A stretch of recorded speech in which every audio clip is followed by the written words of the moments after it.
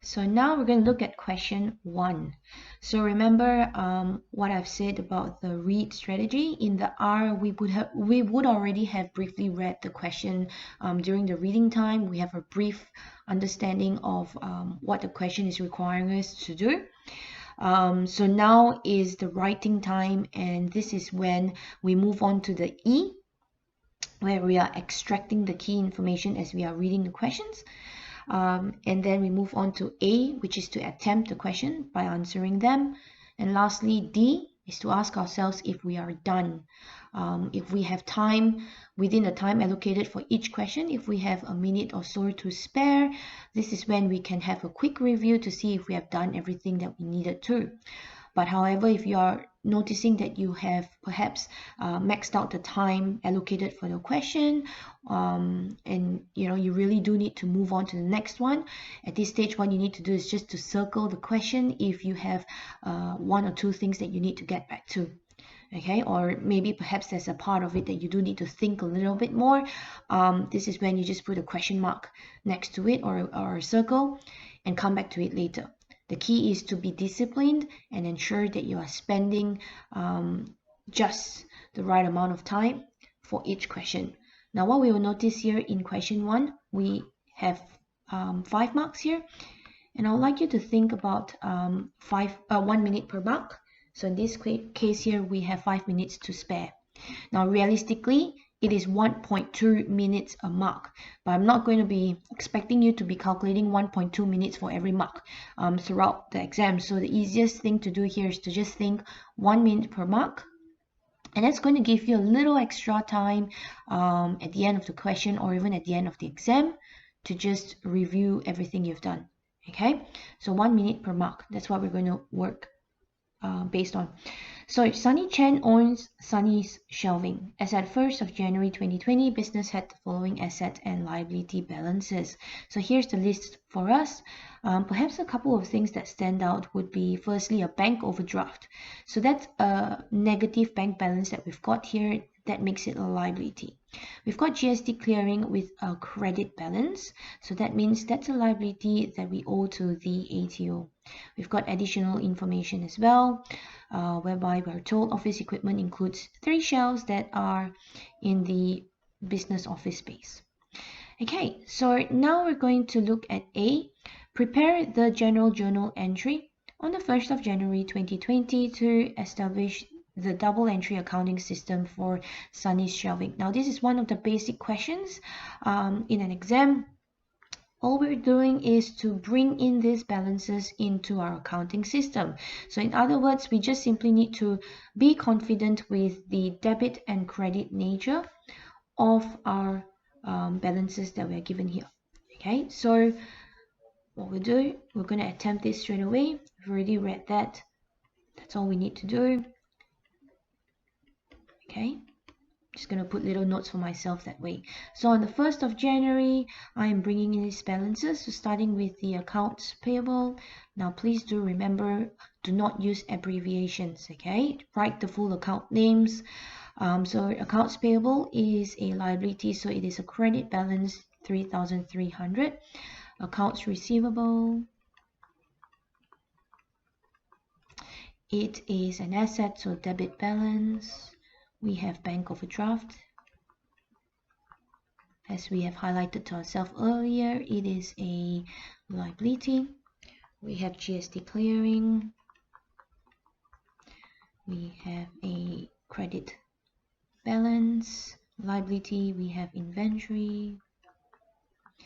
28,300, which is an asset on the debit side. Now we have loan. That's a liability on the credit side. We have office equipment, 10,200 on the debit side, and now we have van and 36,990. Now what I would like you to take note here is that we're only given a list of the asset and liability. Okay, but we mustn't forget that we also have to bring in the capital balance. So please remember the accounting equation. We've got assets equals to liabilities plus owner's equity. So we've been given assets, we've been given liabilities, but this thing wouldn't balance if we don't bring in the owner's equity, which is the capital balance. Okay, to work this out, your owner's equity or your capital balance is equals to the assets minus liabilities. So what we're doing here is to take all your assets, which would be on the debit side, and you minus all your liabilities on the credit side. And you will get a capital balance of 66,850. Okay, so that's question A done. Now we're going to move on to question B.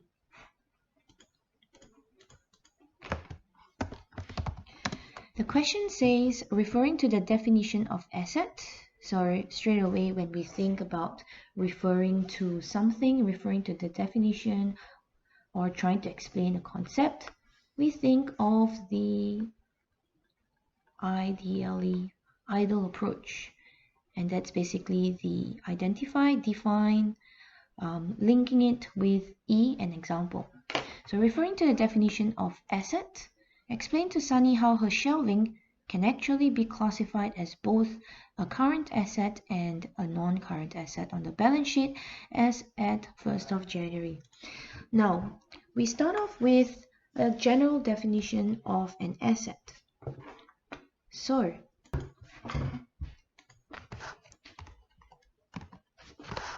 an asset is an economic resource controlled by the entity as a result of past events.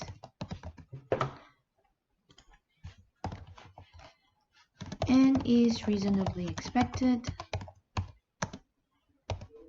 to generate future economic benefits for the business. Alright, so that's a general definition of an asset, and that's even before we split it to current or non-current. Now in this case here, we are thinking about why would shelving be a non-current and why would it be current? Now I think the first thing that we can straight away link shelving to, I think for most of you it would be this case.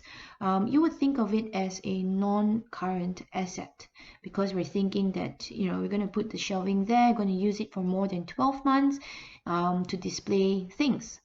Okay, so that's the first thing, and that's okay if you thought of that first. Start with that. So you then move on to explain a non-current asset. So a non-current asset is if the shelving, so I'm going to link it straight away in this case because that's the discussion we're having here. A non-current is if the shelving is not held for resale and is expected to be used for more than 12 months to generate economic benefits for the business. Okay, in this case, the shelving will be used to perhaps display the inventory being sold, or to be used as a general furnishing for the business to perhaps store office documents. Okay, so this is a very general example here, but this is exactly what it means to include an example. If that's what you can think of, like in a sense, how will the shelving be used for more than 12 months to actually help the business, for the benefit of the business? You might actually be thinking about things like this, where the shelves are used to display things, or the shelf may be used by the business to store the office documents and files, and that's okay. All right, so this is explaining that the shelving will be used by the business more than 12 months and gives benefits to the gives a benefit to the business. But how can we interpret the shelving as a current asset? So now, think about the definition of a current asset. A current asset is if the shelving is sold within 12 months to generate economic benefits for the business. So in this case here, I hope that you're thinking about or linking this already to inventory. As this is a business selling shelving, it is possible that the shelving purchased is inventory for the business. The business inventory is classified as a current asset that is expected to be sold within 12 months for cash.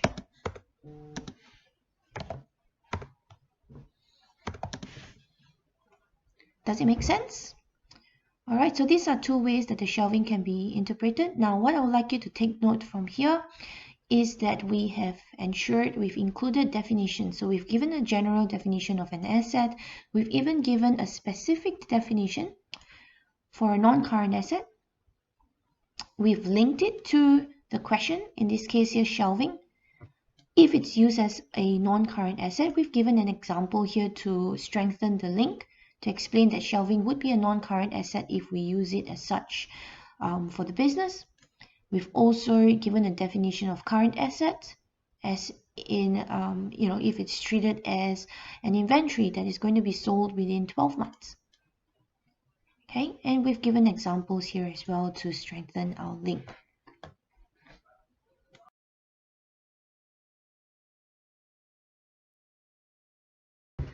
Question 2. So Doug Orico owns Doug's Dirt and Garden Supplies, a small business that chooses to use first in, first out method. These are the type of inventory that they sell, and that's dirt, sand and stones, and it's priced by the kilogram. Customers select the weight quantity of the item, and it's then transferred to the customer's trailer or truck.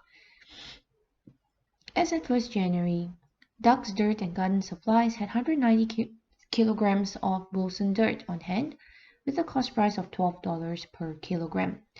Now here is a good reminder for us to always make sure that in our reading time at the start of the exam, or 15 minutes reading time, we are also looking at the answer booklet. Because what you will notice is that sometimes in the answer booklet, there are some things that are already pre-filled for us. In this case here, if we have a look at the answer booklet, we can see that in our balance, it's already been pre-filled for us. We had an opening balance of 190 kilograms with a cost price of $12 per kilogram. The following details relate to the Wilson dirt for January. First, we have purchased inventory, and that would mean inventory is coming in. Then we sold to Larry's Landscaping. That's out. We have the owner taking home 15 kilograms for personal use, so that's out. Larry's Landscaping, that was our customer, so now they're returning to us the inventory. That's coming back in. Lastly, we have the owner determining if there was the owner has determined that there was 330 kilograms on hand. Now at this stage, we don't know yet if we're going to record in or out, because this is when we determine if we have an inventory gain or loss. So question A, explain why Doug's Dirt and Garden Supplies chooses to use the first in, first out cost assignment method in preference to the identified cost method.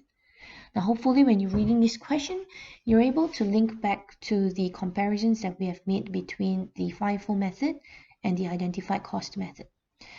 And one of the differences that we have learned would be that identified cost method can apply to the types of inventory where we are able to put a label on it or a barcode on it. Okay, whereas FIFO method would be used for all sorts of inventory. So now if you think about the identify cost method, if we need to apply or put labels onto our inventory, it is obviously going to be impossible for us to put labels onto dirt. Okay, and the important thing to note here is the way that they're selling the inventory. They are selling the inventory by kilograms, where the customers select the weight and the dirt is then transferred to their trailer or truck. So in this case here, they're not selling the dirt by packets. So we are not able to label the dirt at all. And this is what we will be using to explain why the business has chosen to use FIFO method. So here's a sample answer that's given to us that basically explains just that, in the sense that it is impossible to put a label on dirt. Okay, and that's the reason why the business is choosing to use the FIFO method. And what you would notice here as well is in order to get the extra mark, you are then explaining how the FIFO method can work for this sort of inventory, where the owner makes an assumption that the older inventory is sold first and therefore allocates the cost price accordingly. Now moving on to question B. Prepare the inventory card for Wilson Dirt for January 2020. So we're going to fill out the inventory card. Please remember that we are applying the first in, first out method. So on the 4th of January, we've got a purchase. We've put in the document ID, and that's an invoice 828. Purchase, so we have inventory coming in, totaling to 300 kilograms. At a cost price of $14, and that's a total of $4,200. When we are updating the balance, please remember to write the old balance before we list the new balance in the inventory card in the balance column. Alright, and now on the 11th of January, we have here a sale. So invoice 1931, we have a sale, so that's going out. Now, because we're using first in, first out method, we need to remember that the older inventory is assumed to be sold first. Now, please do remember at the end of the day with FIFO method, it is an assumption that we are making that the older inventory is sold first. It may not necessarily be the case, as you can imagine. With the pile of dirt that the business has, who knows if it's an old dirt or a new dirt that they are basically passing on to selling to the customer. So that is why with the FIFO method, we always stress that it is only an assumption that the older inventory is sold first. Okay, so 190 kilograms assumed to come from the older inventory, so that's now all gone because they sold 200 kilograms. The remaining 10 comes from the newer inventory, which is the $14 batch. Now our old batch is now gone. I tend to put in dashes in there only because when I review my answers, I can clearly see that at this stage here, the inventory was gone. So 300 kilograms minus 10 kilograms from the newer batch, we are left with 290, and we have a total of 4,060. On the 13th of January, Memo 172, we have drawings. The owner took home 15 kilograms, and that's 210. We now have 290 minus 15, that's 275. Balance at $14. Okay, now we move to the 17th of January, and here we have a sales return. Got a credit note. Now with the sales return, I would like you to please make sure you're highlighting this to yourself.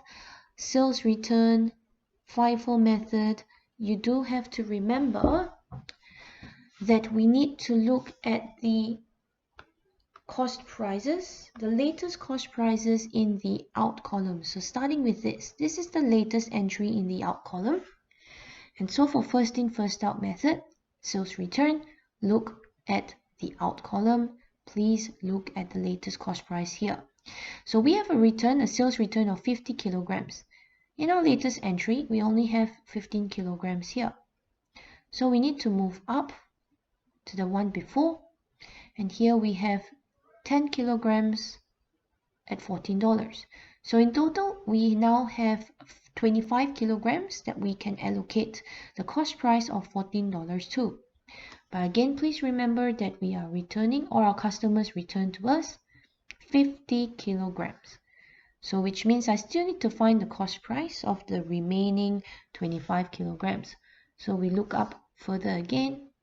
Here we can see that we now have $12 cost price, which we can allocate to the remaining 25 kilograms. So now I think that we are ready to record the in entry for the sales return. So we start with the 25 kilograms at a cost price of $14. Now because this is the newer inventory, we need to make sure that we write this at the bottom line. So 25 kilograms, $14, that's $350. And because we've exhausted the 25 kilograms from there, the remaining 25 kilograms is going to come from this batch here, with a cost price of $12. And that's going to give us 300. So what I'd like you to make sure that you pay attention to this is that we must always remember to record the old inventory in the line above and the newer inventory in the line below. Okay, even though we are looking at the cost price starting from the latest entry. So just pay attention to this. Now in our balance here, we can now see that we have a balance of 25 kilograms, $12, 300. And for the other batch, for the $14 batch, we have 275 plus 25. That gives us now a balance of 300 kilograms. That's a total of 4,200.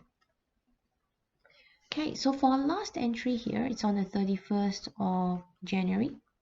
I'm going to write the document ID in first. We are determining if we have made a gain or a loss. So it says that we have determined we've got 330 kilograms on hand. Now I'd like you to look at what we have in our records currently. Currently we show 325 kilograms, but we have determined on hand by calculating or weighing the remaining dirt that we have 330 kilograms, which means that we have a gain of 5 kilograms. Okay, that's what we're going to record, and because it's a gain, it's going into the in column. So in the in column, I'm going to write the 5 kilograms. Now the issue here is, which cost price should we use? The $14 or the $12? Now this is another thing that I would like you to star and to take note of, pay attention to, is that when we are using the FIFO method, and when we are recording an inventory gain, we need to look at the latest in entry that we've got.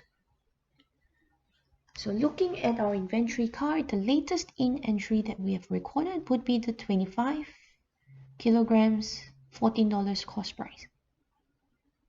Okay, again, please remember, this is why it's really important that you get the order correct, where you've written the old inventory before the new inventory. Okay, so here, 25 kilograms at $14, that's the newest entry, the latest entry in the in column, and therefore, that $14 is the cost price that I'm going to use when I record my inventory gains. So that's 5 units at $14, giving us 17. Now in our final balance here, what you would notice is that there was no change to my 25 kilograms balance. So that just gets brought down as usual. But it's this balance here that has been updated because we have 300 kilograms plus the 5 kilograms at the cost price of $14. It gives us 4270. And that's it for question B.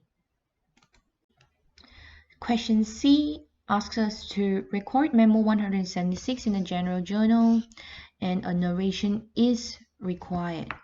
Okay, so this relates to the transaction on the 31st of January, and that was the inventory gain that we have recorded in our inventory card. So we just need to simply write it in the general journals now. So we have inventory gains. So in other words, we are recognizing that we have a revenue and we are increasing the value of the inventory. So we debit inventory and we are increasing the value of the inventory. We are recognizing a gain of $70. Okay, so just above here, hopefully you can make a connection to that. We have here a gain of $70 in total. That's our inventory gains. And that's what we're going to record in our general journals. Now we do have to write a narration, so just keep it short and sweet, just to basically explain briefly what this transaction was about. So we just write things like inventory gain of 5 kilograms of Wilson dirt as per physical count. So what you can notice here is that I've given a brief explanation as to what sort of gain I'm recognizing. So 5 kilograms inventory gain of this particular inventory, Wilson dirt. Now the other key thing that you need to remember is to write the document ID in the narration like this. In question D, you are asked to explain how the use of perpetual inventory system of inventory cards can improve the management of their inventory. Now, because this question here requires you to explain, I think it is firstly important for you to be able to show the examiner that you understand what the perpetual inventory system of inventory cards is, in order to be able to explain how the inventory cards can be used to improve the management of the inventory. Okay, so what I will do here is to show you the sample solution. And we can see here how the marks are allocated accordingly. So in the first line, we are explaining that the perpetual inventory system of inventory cards is a continuous system of recording each movement of inventory throughout the reporting period. Now, obviously, that's using the definition of it. However, if you actually explained along the lines of the inventory card being used to track the movement of the inventory in and out of the business throughout a period, that would actually still be acceptable because you are explaining what perpetual inventory system of inventory cards is. And that's all about tracking the movement of inventory coming in or going out. Now, once you have already shown that you understand that's what inventory cards are used for, we are also explaining how that can be used to improve management.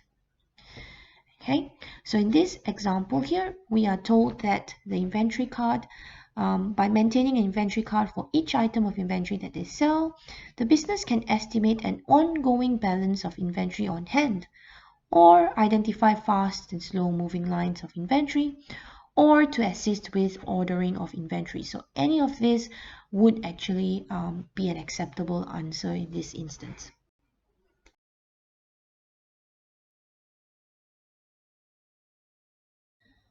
Chloe's Carpets, question 3. So that's us, the business in question. Chloe Pan owns and operates Chloe's Carpets. The following source document was received from Chloe's Carpets' only supplier, Bhagavan. Okay, so this question here assesses our understanding of source documents. We need to be able to demonstrate that we understand the relationship between the business in question. In this case here, it's Chloe's Carpets, and with Bhagavan, which is here shown on the source document. Okay, so looking at this source document here, this is a statement of account. Right at the top here, this is usually where the supplier's details are usually displayed. Okay, in fact, this question here has told us very clearly that Bhagavan is our supplier.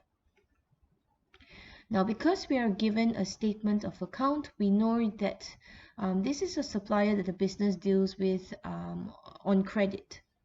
In other words, our supplier is our accounts payable.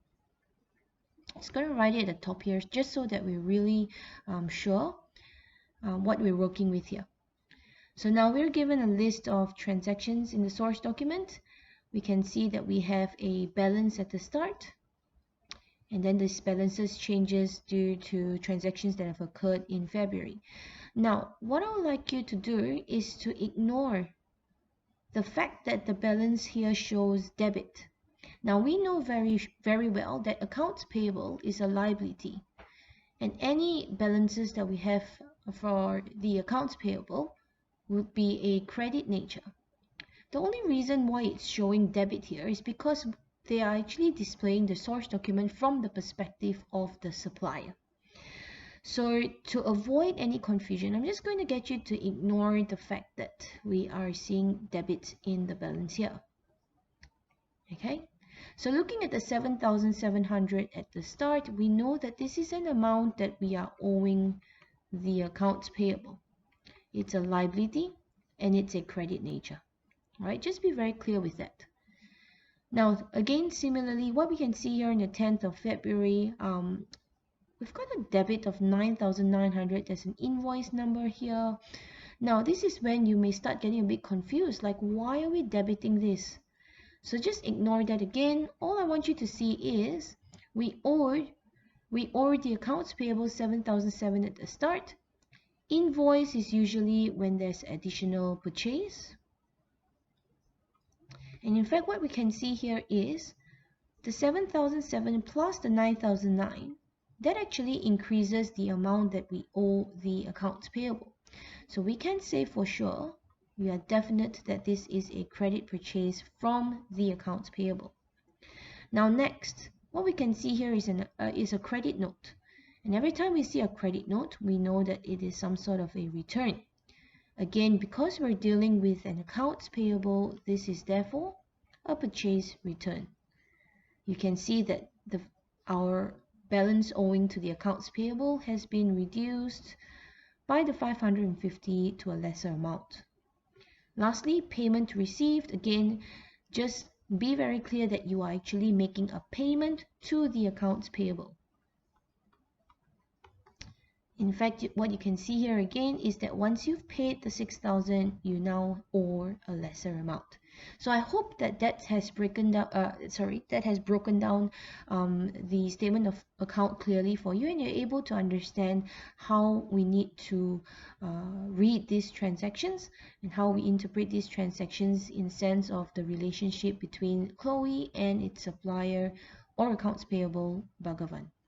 So question A is about completing the accounts payable Bhagavan in the general ledger of Chloe's Carpet. So again, that's me as at 29 February. Now, when we see complete here, please remember when you are asked to complete the general ledger, you must include balancing. Okay? Or in the instance where you are required to complete a general ledger for the revenue or expense account, you need to complete it all the way to the end, till the closing entry to the profit and loss summary. Okay, but in this case here, because it is an accounts payable, it's a liability account, we balance the ledger account. Okay, and that's what it means to complete. Do it all the way till the end. Okay, so moving on to the answer booklet, we can see here we're given the ledger account for Bhagavan. Again, I do encourage you to just write AP at the top here so that you are really clear. You are recording the transactions relating to accounts payable, which is a liability and which has a credit nature. Okay, so the opening balance that we have at the start of 1st of February was 7,700 owing to the accounts payable. Because it's a liability, it is recorded on the credit side, and that's where my opening balance is going to go, 7,700. Next, on the 10th of February, we have made a purchase of inventory of 9,900, increasing our balance owing to the accounts payable. So that's going to be recorded on the credit side here. I'm just going to put in the amount first. So you can see here on the credit side, if you add that up together, that's going to give you 17,600, and that's the amount that you are owing to the accounts payable at this stage. Now, how do we figure out the cross-reference? So as I always say, if you need some assistance with figuring out the cross-reference, what you will need to do is to quickly create the general journals as workings. So when we are purchasing inventory, we have the inventory account, GST account, and the accounts payable. Now you don't have to write the whole thing in full. It's because this is just workings, so we're just going to abbreviate it. So 9,900, that's going to be credited to the accounts payable because that's the amount owing, and therefore on the other side we are recognizing a purchase of inventory of 9,000 plus GST of $900. Okay, because that 9,900 includes GST, just simply divide by 11 to get the GST. Alright, so with that in mind, we can now go back to our ledger account. We have credited accounts payable $9,900. We can figure out that our cross-reference on the other side, the debit entries, would therefore be inventory and GST clearing.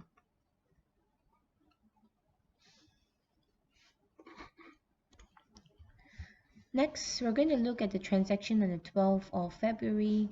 This is reducing the balance that we're owing to the accounts payable because we are returning inventory to the supplier. Okay, so this is going to be recorded on the debit side because it's reducing the amount that we owe to the accounts payable. That's on the 12th of February. Now again, if you are struggling to figure out the cross-reference, always go back to the general journals. Create the general journals and you will find that our cross-reference is inventory and GST clearing. Now another way to think about this is what you can think about is when you look at the $550 debit to the accounts payable, we can explain and ask ourselves what that $550 relates to, and that basically relates to the inventory that we've returned and the GST that's attached to that return. Lastly, on the 27th of February, we have a payment made to the accounts payable, $6,000. There's no mention of discount here, so we know it's just a straight up payment without any discount. It's going to come out of the bank, so that's going to be a credit bank and a debit to the accounts payable because it is reducing the amount that we are owing to the accounts payable. So $6,000 on the debit side. Corresponding entry is the bank because we are using cash to pay the accounts payable, and we fill in the date. Here's another quick reminder. Remember how I said if you are asked to complete the ledger account, we must make sure that we complete it all the way till the end. And because this is a balance sheet account, accounts payable is a liability, a balance sheet item, therefore we need to balance the account. So what I normally do with balancing, just create the total lines in the second last space given to us in the ledger account. And what we do is to add up the amount that's on the higher the higher side. Okay, so what I mean is, looking at this, you can see that on the credit side we're going to have a higher balance than the debit side. So here our total is going to be, when we add them up, it's 17,600, and then we bring that same amount to the other side, which means that we're going to have a missing figure here. That's going to be our balance.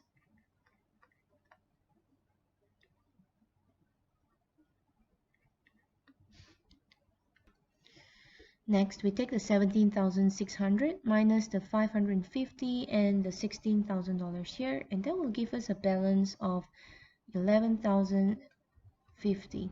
So that's the balance that we are owing to the accounts payable at the end of February. Now, if we look at our statement of account, it does match up, so we know that we are on the right track. Okay, and we carry forward the balance to the new month, 1st of March, and that's our opening balance on the credit side, because that's an amount owing to the accounts payable. With question B, we are asked to explain the importance of Chloe's Carpets receiving statement of account from Bhagavan each month. Now, as you would have noticed earlier when we were completing the ledger account, with our final balance of 11,050, we were actually checking it to the statement of account as well, because that actually helps us to confirm that the balance we're recognizing in our ledger account matches up to the statement of account that's provided by the supplier. So in other words, we agree that the balance is correct. Now, what we also notice is that technically, when we are receiving all these specific source documents, or even when we made the payment in that period, we would already have recorded those transactions in the ledger account. And when we are given the statement of account at the end of the period, what we're basically doing is to check whatever transactions that are shown in the statement of account have been correctly recorded in the ledger account. Now, this whole process here in checking the list of transactions, checking it to our ledger account, checking the balance in the statement of account, and comparing to the balance in our ledger account, this entire process, the whole point of this statement of account is so that we can check that we've got all our entries recorded correctly. And this will reveal any errors, and if there are any errors, we can follow up accordingly. Now, the sample answer here is given, and that basically summarizes all that I have spoken about. With the last question here, question C, Bhagavan applies a fixed markup of 150%. Now, this one has been a bit tricky for some, because some were a bit unfamiliar with how the calculations are needed to be done. So I'll just show that shortly.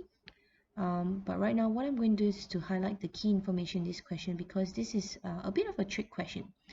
So here we are asked to record invoice 908. So going back to the statement of account, here's the invoice 908.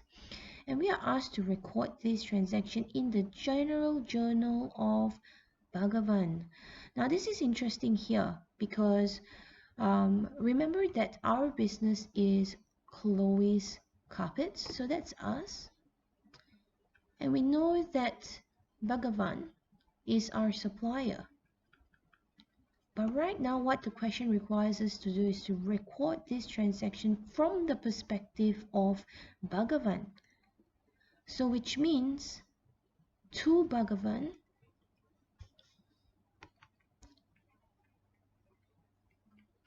Chloe's Carpets is actually the customer. So I'm just going to write this down here quickly. Chloe's Carpets is the customer. Now remember, we're dealing with credit transactions here, and therefore a customer to Bhagavan would be an accounts receivable. Okay, so earlier we would have identified for Chloe, this would have been a credit purchase. This is for Chloe. However, for Bhagavan, invoice 908 would actually be a credit sale. Okay, and that's what we need to record in the general journals, a credit sale from Bhagavan to Chloe's carpets. Okay, so when we record the credit sale, I think what most students are quite comfortable doing is to write all the accounts that apply. So if we've got accounts receivable, now in this case here, I'm just going to write in Chloe's carpets because that is an accounts receivable to Bhagavan. We also have sales and we have GST clearing. So these three accounts would be what I say are the accounts relating to the selling price. We also have another two accounts that relate to the cost price of the inventory that is sold. And this is where we record it in the inventory account and cost of sales account. Okay, so now we can see here 9,900. That's the total amount that the accounts receivable Chloe's carpets would owe to Bhagavan. And accounts receivable, that's an asset that would be on the debit side. That's 9,900. Now we would then need to break this down to the sale and the GST amount. You can take 9,900 divided by 11 to give you a GST of $900. That leaves us with a sale of $9,000. Now with the cost price, we need to calculate the cost of sales using the information that we are given, and we are told that the markup is 150%. Now what this basically means is that we would have our cost price, which would be 100%, and you add a markup of 150%. That would therefore mean that our selling price is 250%. And I'm going to convert this to decimal of 2.5. Therefore, to calculate our cost of sales, we need to take the sales. We take the sales of $9,000 and divide that by 2.5. And that will effectively give us cost price or cost of sales of $3,600. In our general journals, our cost of sales is an expense. Our inventory goes down every time there's a sale. Therefore, we put in the cost prices accordingly. And that's question C for you.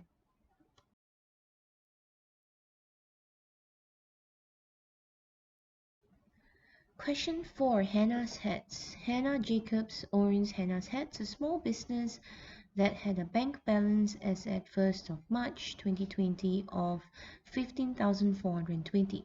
So it doesn't say here anything about negative balance or overdraft balance. So we know that this is a positive balance, and therefore this is an asset, which is a debit balance.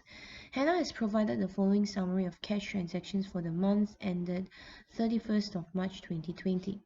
So this 1st of March is an opening balance. Transactions have occurred in March, and here we have a list of cash inflows and cash outflows. Now with a question like this, here the instruction is to prepare the cash flow statement for the month ended 31st of March 2020.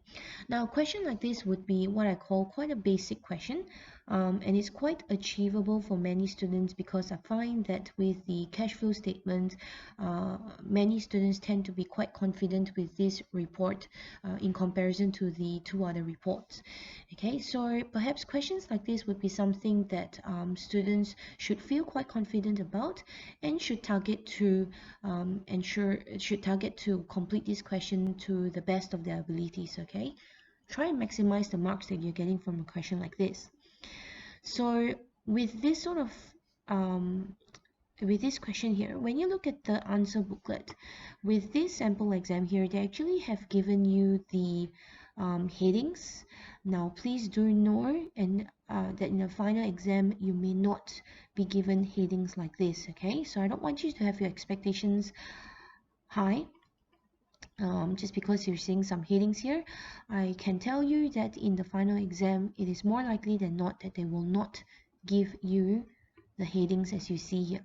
So you do need to be very familiar with the format of the reports. You do need to know the headings, and that's basically going to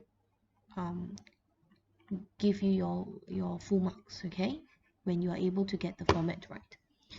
Now, with cash flow statement, it's all about being able to categorize to the operating, investing, and financing activities. So here's a quick revision for you as well. If you have forgotten, we must remember that in the financing activities, we only have 4 things that will ever be reported in here. And that would be a capital contribution, a loan from the bank, so loan taken out, that would be a cash inflow. You would probably have drawings, and that's a cash outflow. And we have a principal loan repayment to the bank, and that would be a cash outflow. These are the only 4 items that would be in the financing activities: 2 cash inflows, 2 cash outflows, nothing else. Now with investing activities, that only involves any transaction relating to non-current asset. That could either be a disposal, specifically a cash disposal of non-current asset. That will be the cash proceeds you are receiving from selling your non-current asset. That will be a cash inflow. Or you might have a cash purchase of non-current asset, and that would be a cash outflow. Now, quick reminder here, please ensure that you do not include GST in this amount here. That's just the GST exclusive amount. Take out any GST. Alright, now, and then under operating activities, this is for everything else. Every other cash inflow or cash outflow. Anything that you could not categorize under financing activities or investing activities, you are including them in the operating activities section. So going back to our list of cash inflows and cash outflows, it's a very simple task of just trying to categorize these transactions or these items according to the 3 categories that we've just talked about. So the first one here is cash inflow capital. That's a financing activity. Cash sales, definitely not financing, not investing, and that's going to be operating. Disposal of van, that's a non-current asset, so that's going to go to investing. GST collected.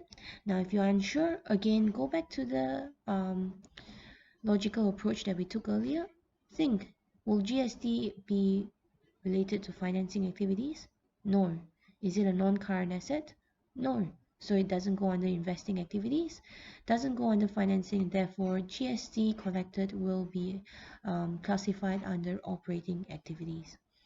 So here, loan borrowings, that's going to be financing. Receipts from accounts receivable, that's operating. Unearned sales revenue, that's going to be operating as well. Advertising, that's operating. Drawings, financing. GST paid, operating. GST settlement, operating. Interest paid, operating. Loan repayments to the bank, that's financing. Payments to accounts payable, that's operating. Prepaid rent expense, again, follow through the logical approach. We know that it doesn't belong to financing, it is not investing, therefore it has to be operating. Purchase of van, that's non-current asset, that has to be under investing. Purchase of inventory, that is operating. Now please do remember that inventory is a current asset, okay, so it should be under operating activities. And lastly, wages would be under operating. Now another thing, what I would like you to also do under cash outflows, maybe just put brackets here to remind yourself that cash outflows need to be recorded with brackets, and so you would do it for all of these cash payments here. just to fast track the process here, I have put in here the solutions. What you can see here is that the cash inflows are always listed first.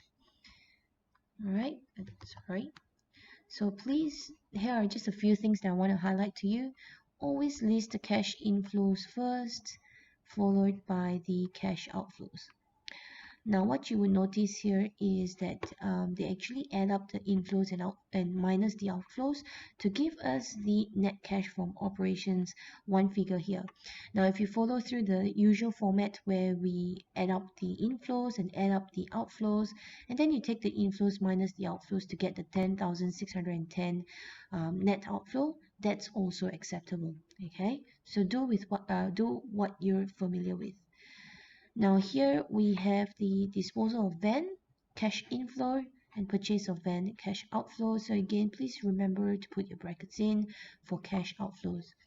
Okay, and then we have the net from investing activities.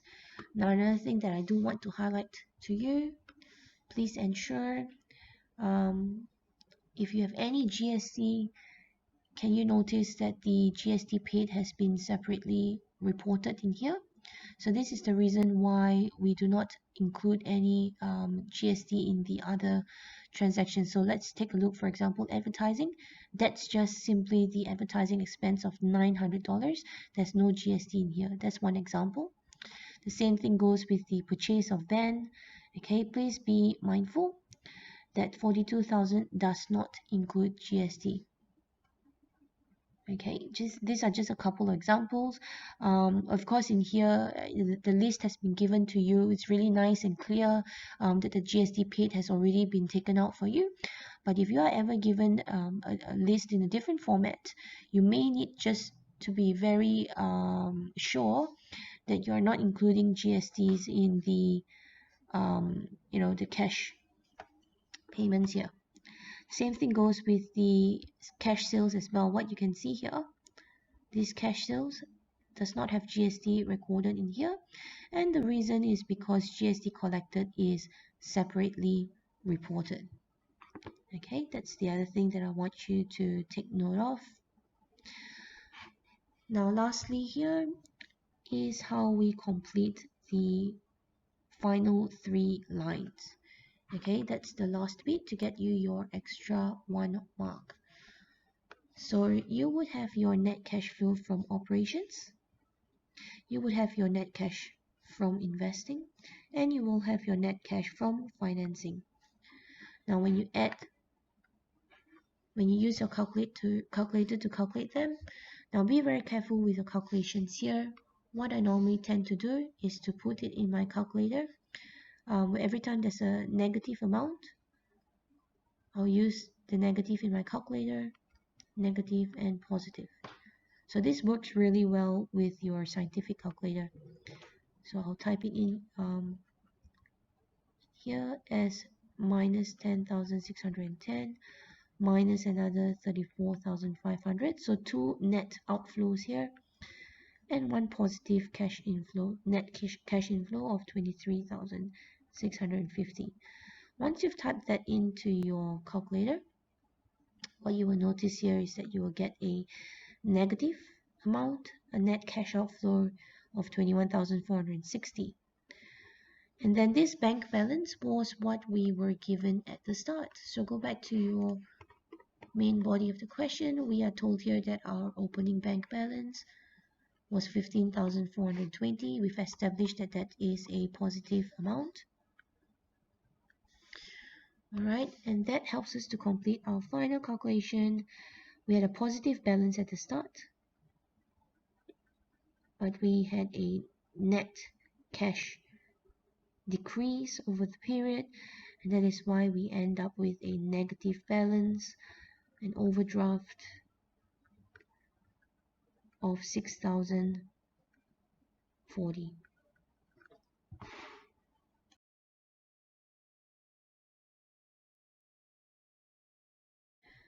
Question 5 is a very common question, one that we can be definitely sure about that will be included in the final exam, and this involves the valuation of inventory. particularly the topic relating to product cost and period cost.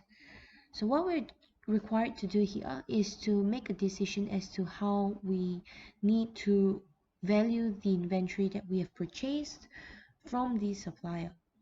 So looking at the source document that we are given here, that's our supplier. And here, this is us, okay, our business. And we've made a purchase from Maldonado Merck. Now in the document here, we can see that we have purchased golf bags and shirts. So there are two different types of inventory. So straight away, when we should be thinking about product cost and period cost. Now product cost is when we can logically allocate the cost incurred to the inventory that we have purchased, to the specific individual units of inventory. That qualifies us to use product cost. And the cost would have been incurred to bring the inventory into location or condition ready for sale. So two criteria here. Then when we read on in the source document, we can see that we are given import duties and cartage inwards. Now these are both costs that are incurred to bring the inventory into location ready for sale. So that's the first criteria ticked. And then we have to think whether these costs can be logically allocated to the individual inventory units. So let's firstly take a look at the import duties of 5%. Now the very fact that we are given a percentage here means that we can allocate the cost of the import duties specifically to the individual inventory units simply by taking 5% times the unit cost. Okay. Cartage inwards, we are told that we have a flat fee of $660, and the cartage inwards is for delivering both the golf bags and the shirts. Now, this cost cannot, the cartage inwards cannot be logically allocated to the individual inventory units, because what's happened here is that we have purchased two different types of inventory and they're getting delivered, and that's what this cartage inwards relates to. So there's no logical way at all to split this $660 to the individual golf bags or shirts. So looking at these two costs here, we know that the import duties will be treated as product cost, whereas the cartage inwards will be period cost. Okay. Please do not forget to read on and see the next source document that we are given. So upon arrival at Gertrude's golf business premises, Gertrude arranged for Andy's Crafts to make, print, and attach the local sports team's logo to each black footy golf bag. Andy's Crafts provided the following receipt. So what we can see here is that we are printing, attaching logos to the 40 footy golf bags. Okay, and that's 40 golf bags here. That's the 40 golf bags that we have purchased. So we're buying these footy golf bags, 40 of them from Maldonado, but the logos and all that is getting done through Andy's Crafts. So two different suppliers here, but this all at the end of the day, it's for the same 40 footy golf bags. Now for this logo printing and attaching, the total amount is $792. So that includes GST. So we take out the GST, and that would mean that the GST is actually $72. And when we remove the GST exclusive amount would be therefore $720, excluding GST. Now this is for the 40 units.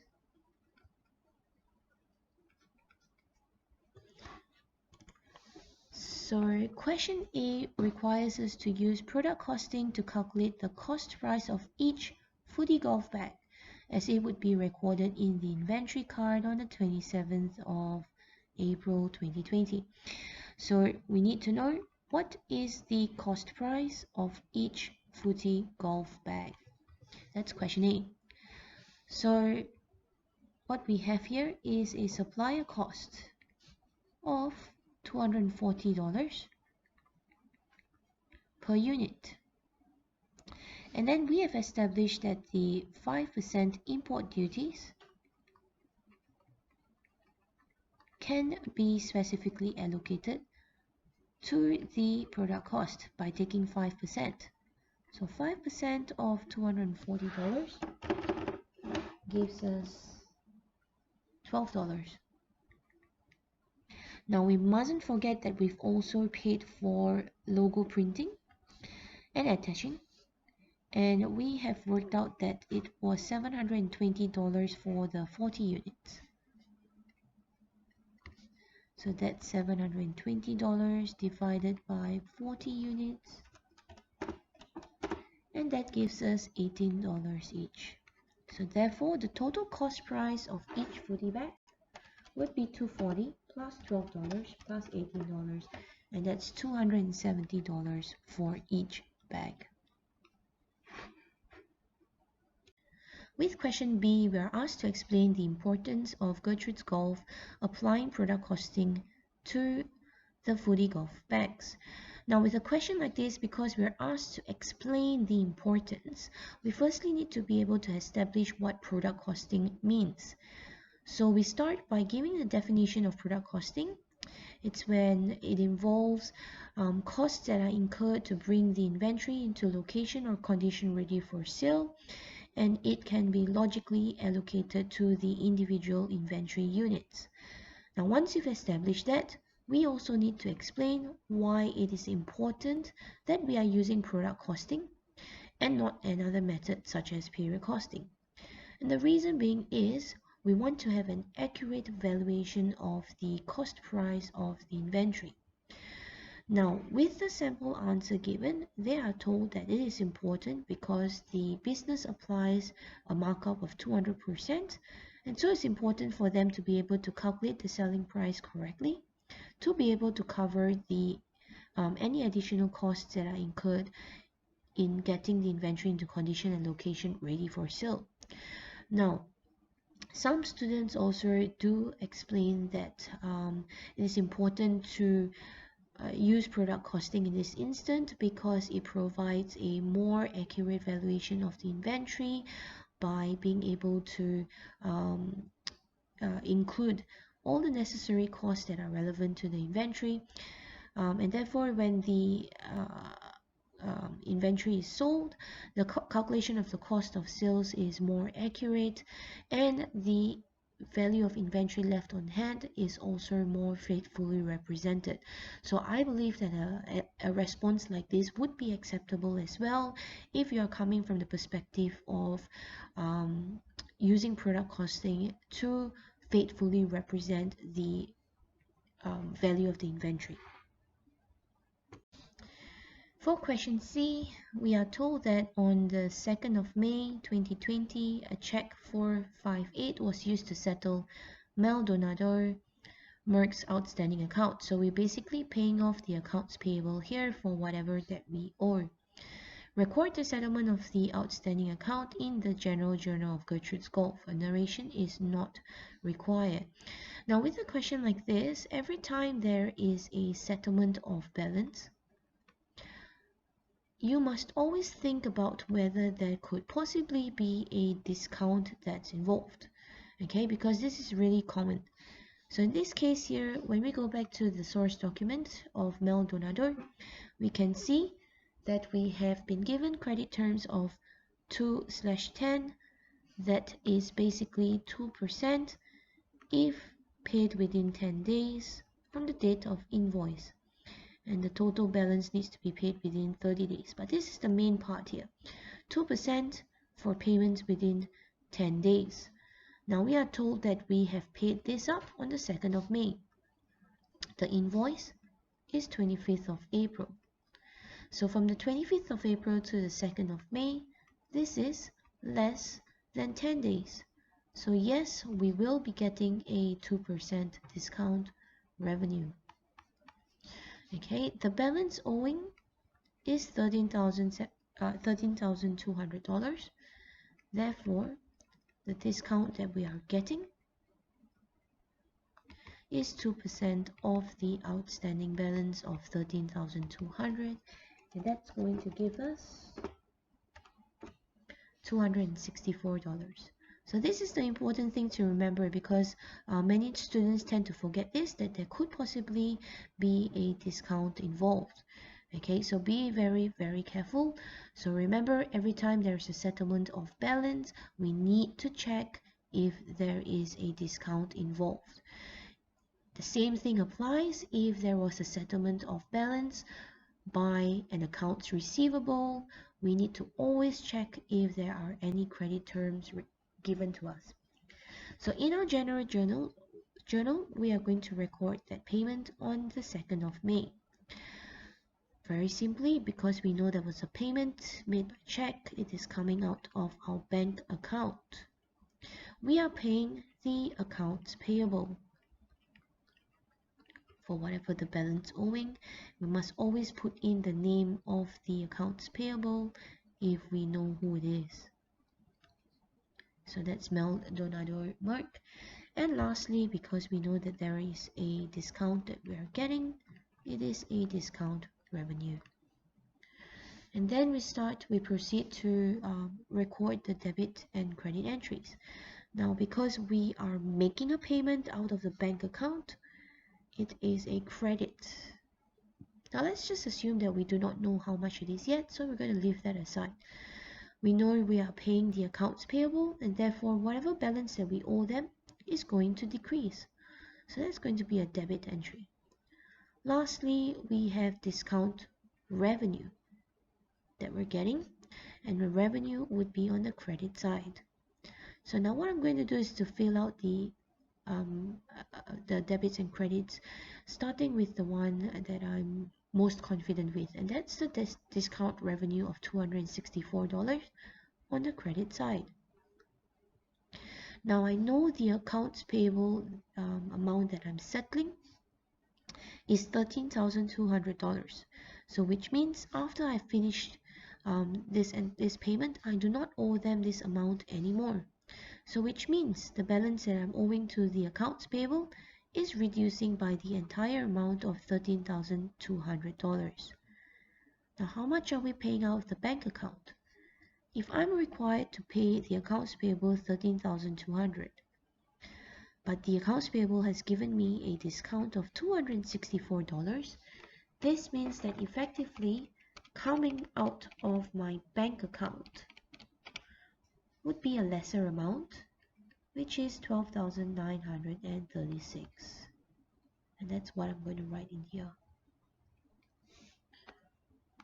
Alright, so hopefully that makes sense to you.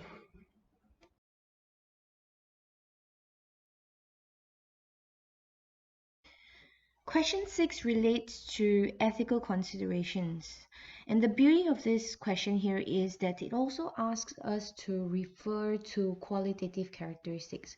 Now the reason why I say this is a good thing is because if we remember from some of the ethical considerations questions that we've looked at in the past, some of them appear to be more general, which means that the ethical discussions may kind of take off in any direction per se. But whereas with a question like this, where they've incorporated the qualitative characteristics, it's really good because it's given us some sort of idea as to where we can start our discussion. So we know for sure that we need to identify the appropriate qualitative characteristic that applies in this question. And we also need to include the keywords from the definition. And if we can somehow just link this to the ethical discussion that we have here, what we're going to find is that I think we should be able to get a decent mark from a question like this. Okay, so let's have a look at it in detail. What's happening here is that the accountant, Kate's accountant, has presented her with the following information. So Kate is the owner, and the accountant is the one who is providing this information here. And we can see that we are given the value of the inventory as at 30th of June. As per the inventory card, it is $110,670. We've also done a physical count, and this has revealed that we've got an inventory loss of $670. And we also have done a calculation of the NRV. This is the net realizable value, the NRV, and it shows that the value of the inventory has dropped quite significantly. So according to the lower of cost and NRV rule, we will need to record an inventory write-down. Now, based on the calculations here, it looks like the write-down would be equivalent to, it will equal $18,000. So reading on, the accountant has instructed Kate to record the balance day adjustments, which is pretty much the inventory loss and inventory write-down. And she's asked to record these adjustments as a result of the physical count and calculation of the inventory's net realizable value. However, Kate, the owner, has made it clear that no adjustments will be made. So she does not want to record these adjustments in the financial statements, as she currently has an application to have the business bank overdraft limit increased from $10,000 to $25,000. So this is increasing the overdraft facility, which pretty much means that the business is allowed to overdraw the bank balance to a negative amount of up to $25,000. So it was $10,000. She's trying to get that increased to a limit of $25,000. So you could think of it as increasing possibly a liability to the bank. So it's actually the bank allowing the business to borrow up to that much, $25,000, through this overdraft facility. Now, her bank will only make the decision on the application upon receiving and reviewing the business's income statement for the year as well as the balance sheet. So we need to start thinking about how these adjustments here are actually going to be affecting the income statement and the balance sheet. And why is it that the owner is insisting that no adjustments need to be made? And what's the motivation behind it? How does it relate to her application to have the business overdraft limit increased? Now that's one ethical dilemma there to discuss. There's another part here as well, which relates to Kate suggesting to her accountant to increase the annual accounting fee by 25% should the adjustments not be recorded, and therefore affect the financial statements. So Kate seems quite determined here to not record this, and it seems like she's kind of providing the accountant an incentive as well not to make the adjustments. So she's really going all out here to avoid recognizing this inventory loss as well as the inventory write-down. So the question is for you to refer to qualitative characteristics and to discuss any ethical considerations faced by both Kate and her accountant, so two parties here involved, in finalizing Waterhouse's white goods financial statements. What I've done in this slide here is to list the points that we'll need to include in our discussion, and they're basically the things that are required by the question. So the first thing that we need to include is the reference to qualitative characteristics. Now I would pick at least two simply because we are told that we need to refer to qualitative characteristics, which means more than one that we'll need to discuss. The two most appropriate ones would be faithful representation, because that relates to the need to record inventory loss and inventory write-down. It also relates to relevance, because there will be decision making that's involved in this process. Now we do need to discuss the ethical considerations for the business firstly, and I have introduced to you the FF format, where you firstly write the definition of the ethical considerations. We also discuss the financial impacts of the decision. We then discuss the ethical impacts, which could be environmental or societal impacts. In this case, it's just going to be social impacts for the bank and the accountant. There might also be further impacts from, the follow-on impacts that relate to the social impacts that we have identified. Okay. Now, in this question, we're also required to discuss the ethical considerations for the accountant. So what sort of decision would the accountant be making? And in that decision, what are the ethical considerations that the accountant would be considering? Now, of course, in an exam setting, when you're working under pressure as well as, the time constraints that you've got, I don't expect students to be writing a list of points to this level of detail. So in an exam setting, this would be something like what I would jot down next to the question in my exam paper. So I'll firstly write QC to represent qualitative characteristics. Because I know that I need to discuss at least two, maybe I'll put a little symbol there to tell myself to identify at least two. Now, out of the qualitative characteristics, the most appropriate one would be faithful representation and relevance. So by now, hopefully you can remember the list of qualitative characteristics that we've learned. And so in so doing, by looking at this, abbreviations here, we would be able to right away tell that F represents faithful representation and R represents relevance. Now for the ethical considerations, I would do ethics for the business because that's one of the points that I need to discuss. I will put FF in here just to remind myself. Now under the effects, the ethical impacts, this is when I might just want to specify to myself that there are social impacts, particularly on the bank and also possibly the accountant. Okay, these are the people who are affected here. And then I will also just quickly jot down that I'll need to discuss ethics for the accountant. Now, I probably wouldn't need to go through the full FF structure again, but to a certain, simplified version, we would need to make sure that we incorporate the financial impact and perhaps the ethical impact on the accountant. So financial impact and ethical impact for the accountant. So yeah, so that's what obviously you may have a different way that you would like to summarize the points that you're discussing. The whole point here is not for you to write the points in detail. It's for you to just jot down what you should be including so that you're not missing out any points when you are writing the response. Doing this also helps to give you a structure so that you are not going off tangent in your discussion.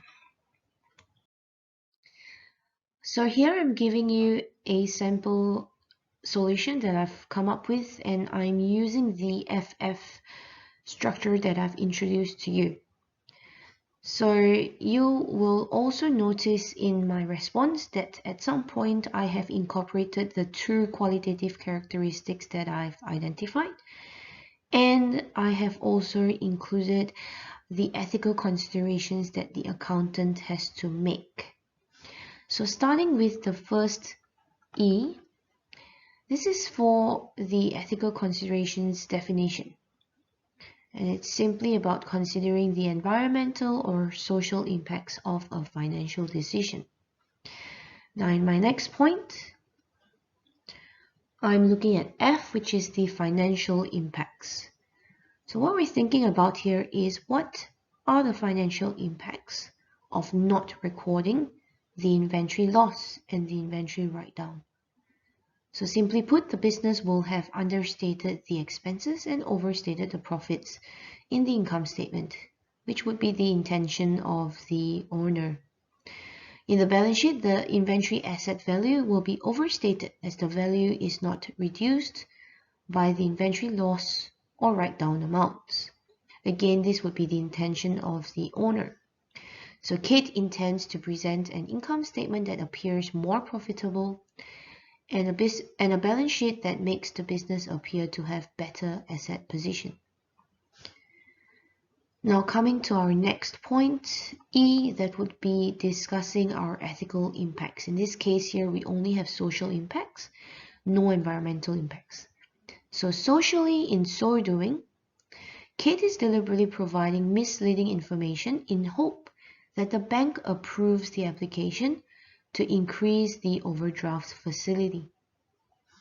Now, this is where I found that it would be most appropriate to incorporate the two qualitative characteristics. And you can see how I've slotted in here. This breaches faithful representation as the financial information presented is incomplete and includes errors by not adjusting for inventory loss and write-down. Further, the reports do not faithfully represent the economic value of the inventory, as well as the profit it claims to represent. Relevance is also breached, as the business has excluded significant adjustments, which are the loss and write-downs, which can influence the bank to make incorrect decision to approve the overdraft facility to a business that may not necessarily be able to repay its liabilities to the bank promptly as and when they fall due. The bank may end up being disadvantaged if this happens. So that's a short social impacts discussion, and the main person affected here would be the bank. Okay, now you could also possibly consider what the impacts would be on the accountant, but because we're going to discuss the ethical considerations for the accountant separately, I thought that would be best to simply just identify the social impacts on the bank at this stage. Now for the last F, we are discussing any further impacts arising from the social impacts that we have identified. So in this case here, we've identified that the bank would be affected by making an incorrect decision. The further impacts that could apply would be if the bank discovers that the business had deliberately presented misleading information. Now, if this is the case, if this comes to light, any future loan or credit applications by the business may be rejected. Okay, so these are again more impacts on the business as a result of making the decision that they did. Now, this last point here is included simply because the question has required this to be addressed, and that is to talk about the ethical considerations for the accountant. Now, usually we've only been asked to consider the ethical considerations for the business, but this is obviously one extra thing that they want us to do, which is to put ourselves in the position of the accountant and to consider what sort of ethical dilemma are we dealing with here. So what I've written here, the ethical considerations for the accountant includes the decision surrounding accepting the increased accounting fees from Kate in exchange for doing what Kate had requested. That is to prepare reports that the accountant knows will be misleading the bank. Financially, again, a little bit of the FF that you can see here, because I'm addressing the financial impacts. Financially, it would be tempting for the accountant to accept the increased accounting fees as that increases revenue and profits for the accountant. But socially, the accountant has an obligation to act professionally in the interest of the wider community and not being a part of the deliberate attempt to mislead the bank with reports that are not faithfully representing the business's profits and position.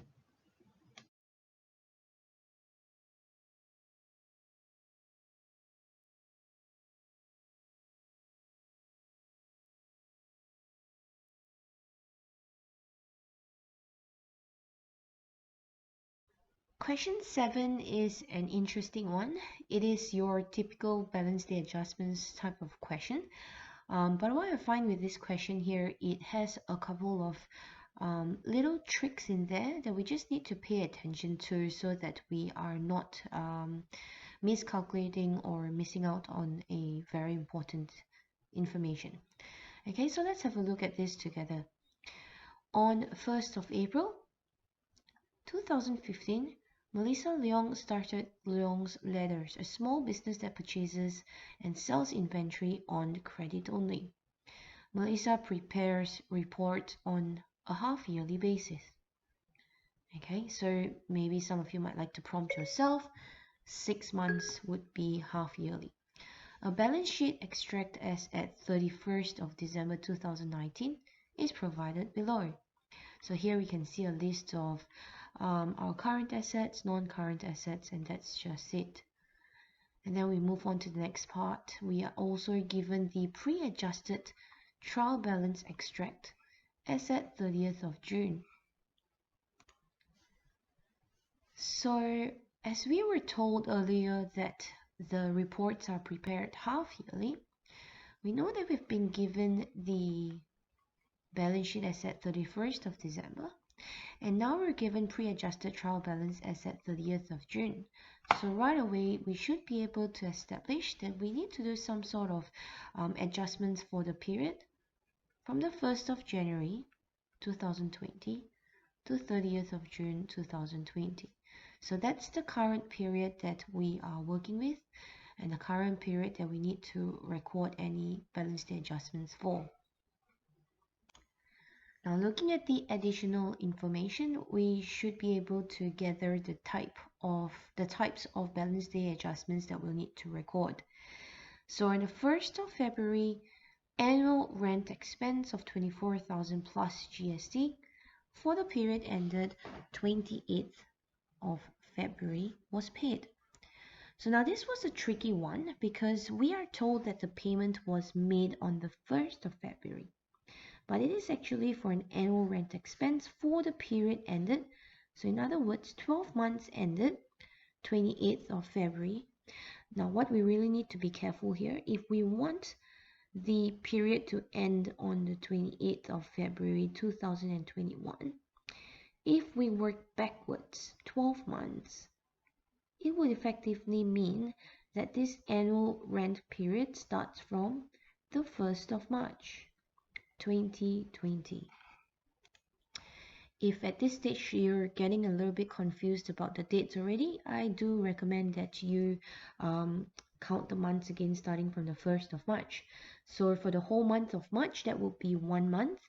April, May, June, July, August, September, October, November, December, January, February, all the way up to the end of February. That's going to be 12 months for you.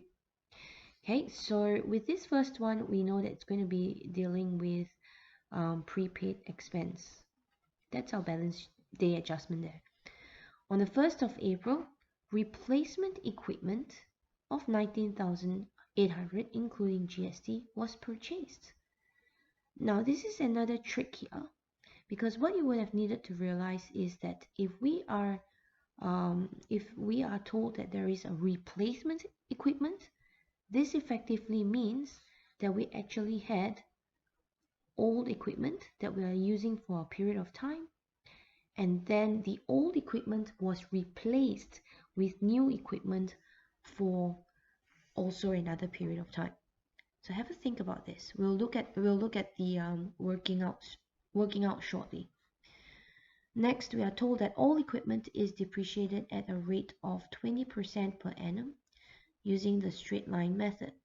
So maybe right now what you might want to quickly jot down is that the straight line method of depreciation would mean 20% multiplied by the historical cost and perhaps any fractions. And it's assumed to have no residual value. Next, we are told that the van, now this time van is depreciated at a rate of 40% per annum using the reducing balance method. So equipment and van, both different depreciation methods. Lastly, Melissa has a policy to report 2% of net sales as a doubtful debt for each period. So allowance for doubtful debt.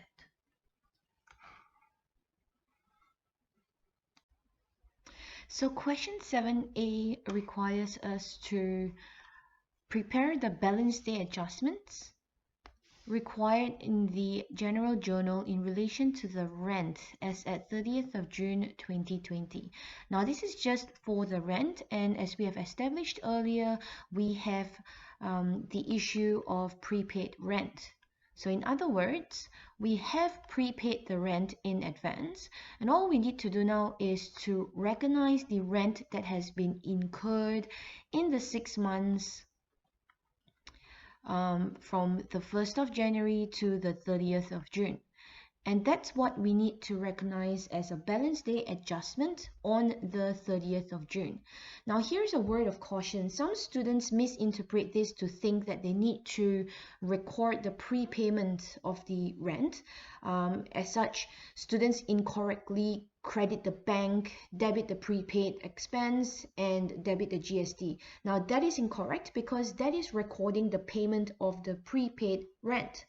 But in this case here, please take note that we are required to simply record the balance day adjustment.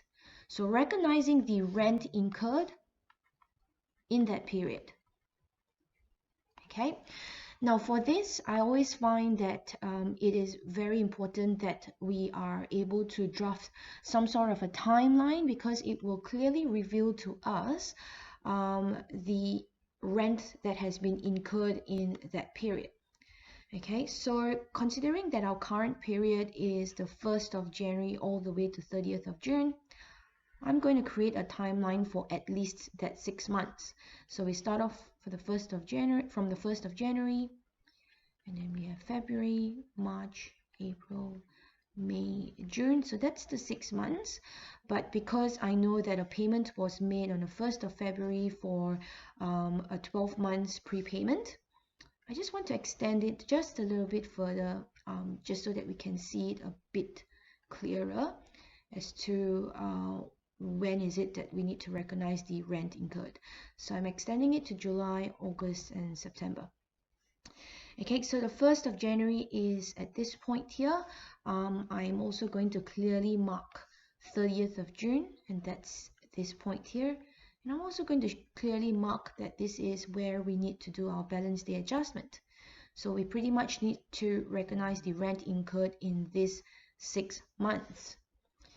Okay, so in our additional information, we are told that the payment was made on the 1st of February, but please be aware that we are actually calculating the prepayment for 12 months up to the 28th of February. So effectively, this 12 months prepayment starts on the 1st of March.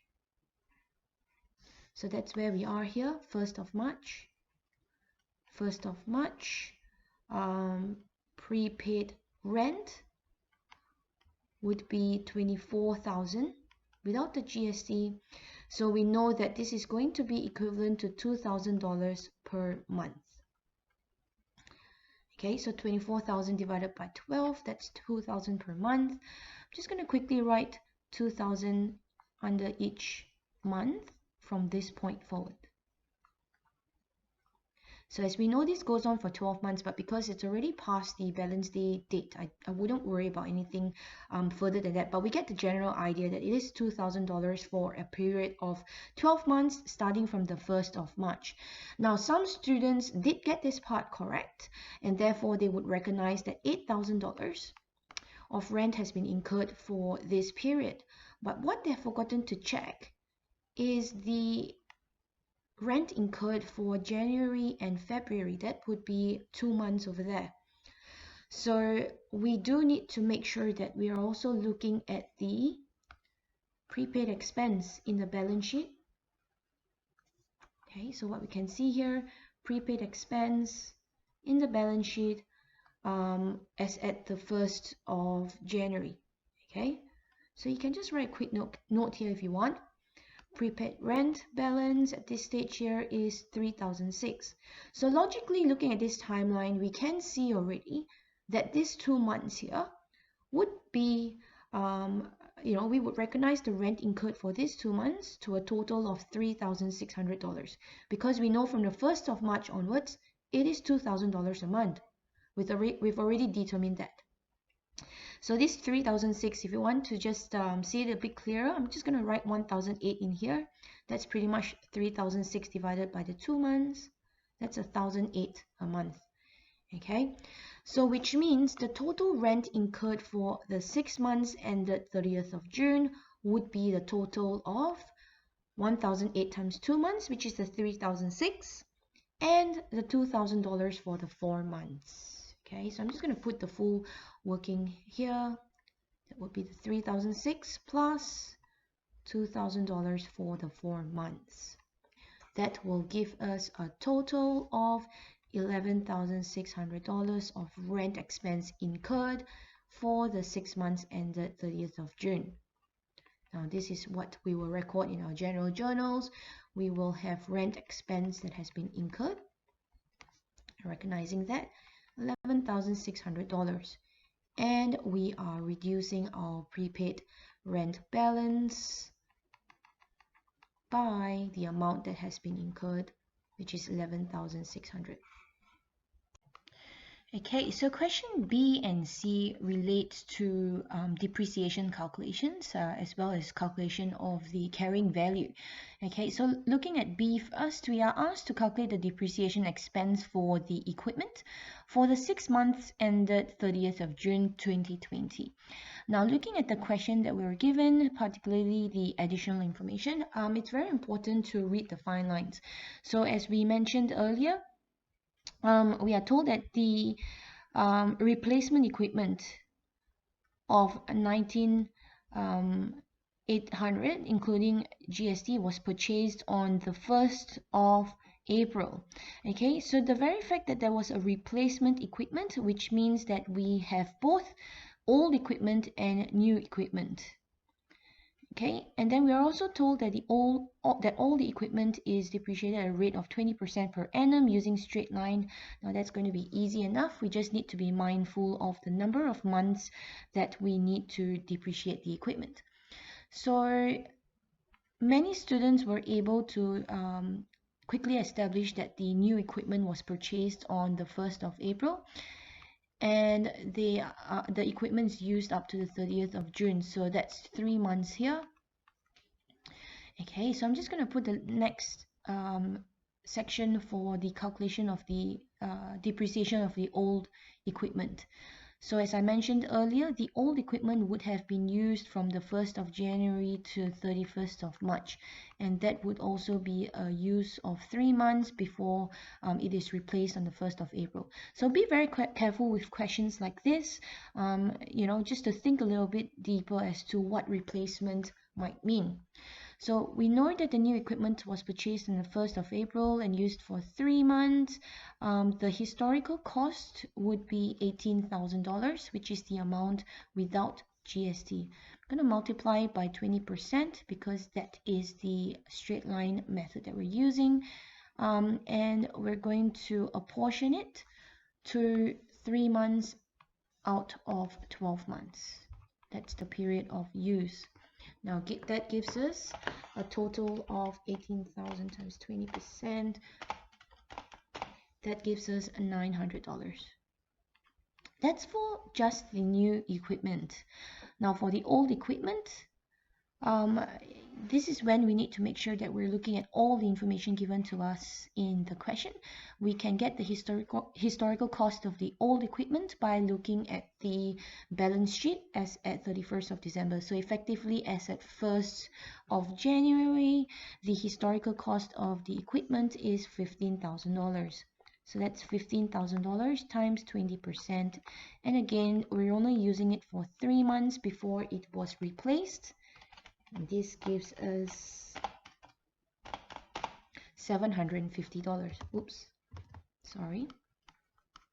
Now that means that the total depreciation of the equipment would therefore be $1,650. Now let us have a look at question C. We are asked to calculate the carrying value of the van as at 30th of June 2020. So when we think of carrying value, we think of the historical cost minus the accumulated depreciation as at this point here. So it probably will include some sort of depreciation calculation as well.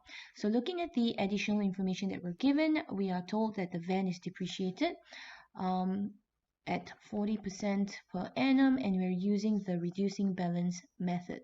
So I'm just going to write the formula here quickly. 40% times the carrying value, and here we would also need to consider the number of months that we need to depreciate the van. So the depreciation, the question now is, what is the carrying value? We need to look at the balance sheet, and we can see here that we are given the carrying value of the van as at the 1st of January. So the carrying value is basically the $30,000 minus the $8,400. So that's the carrying value. And we multiply it by the 40% depreciation rate. And then we multiply it by the number of months that relate to this period. So in this case here, we go back to the period that we are working with, and that's the 1st of January to the 30th of June. That would be 6 months out of 12. So that's our depreciation. That will give us, now the carrying value works out to be 21,600. Now if you're using a scientific calculator, this will be easy. I'm just showing you the full working now, just so that things are spelled out really clearly. So putting that into the calculator, with the carrying value multiplying by 40% times 6 out of 12 months, we get a depreciation for the 6 months of 4,320. Now that's just the depreciation for 6 months from the 1st of January to 30th of June. But remember, our question here is asking us to calculate the carrying value. So what we need to do is, we've worked out that our carrying value at the start, which is on the 1st of January, was $21,600. Just going to highlight this here for you so that you can see it clearly. So that was our carrying value at the start on the 1st of January. And now we're going to minus the additional depreciation that we have calculated for the 6 months. So we know that our value of the van is going down even more by 4,320. So we take 21,600 minus 4,320. This gives us a carrying value of 17,280. Just to put a date in here so that you're really clear, this is the carrying value on the 30th of June.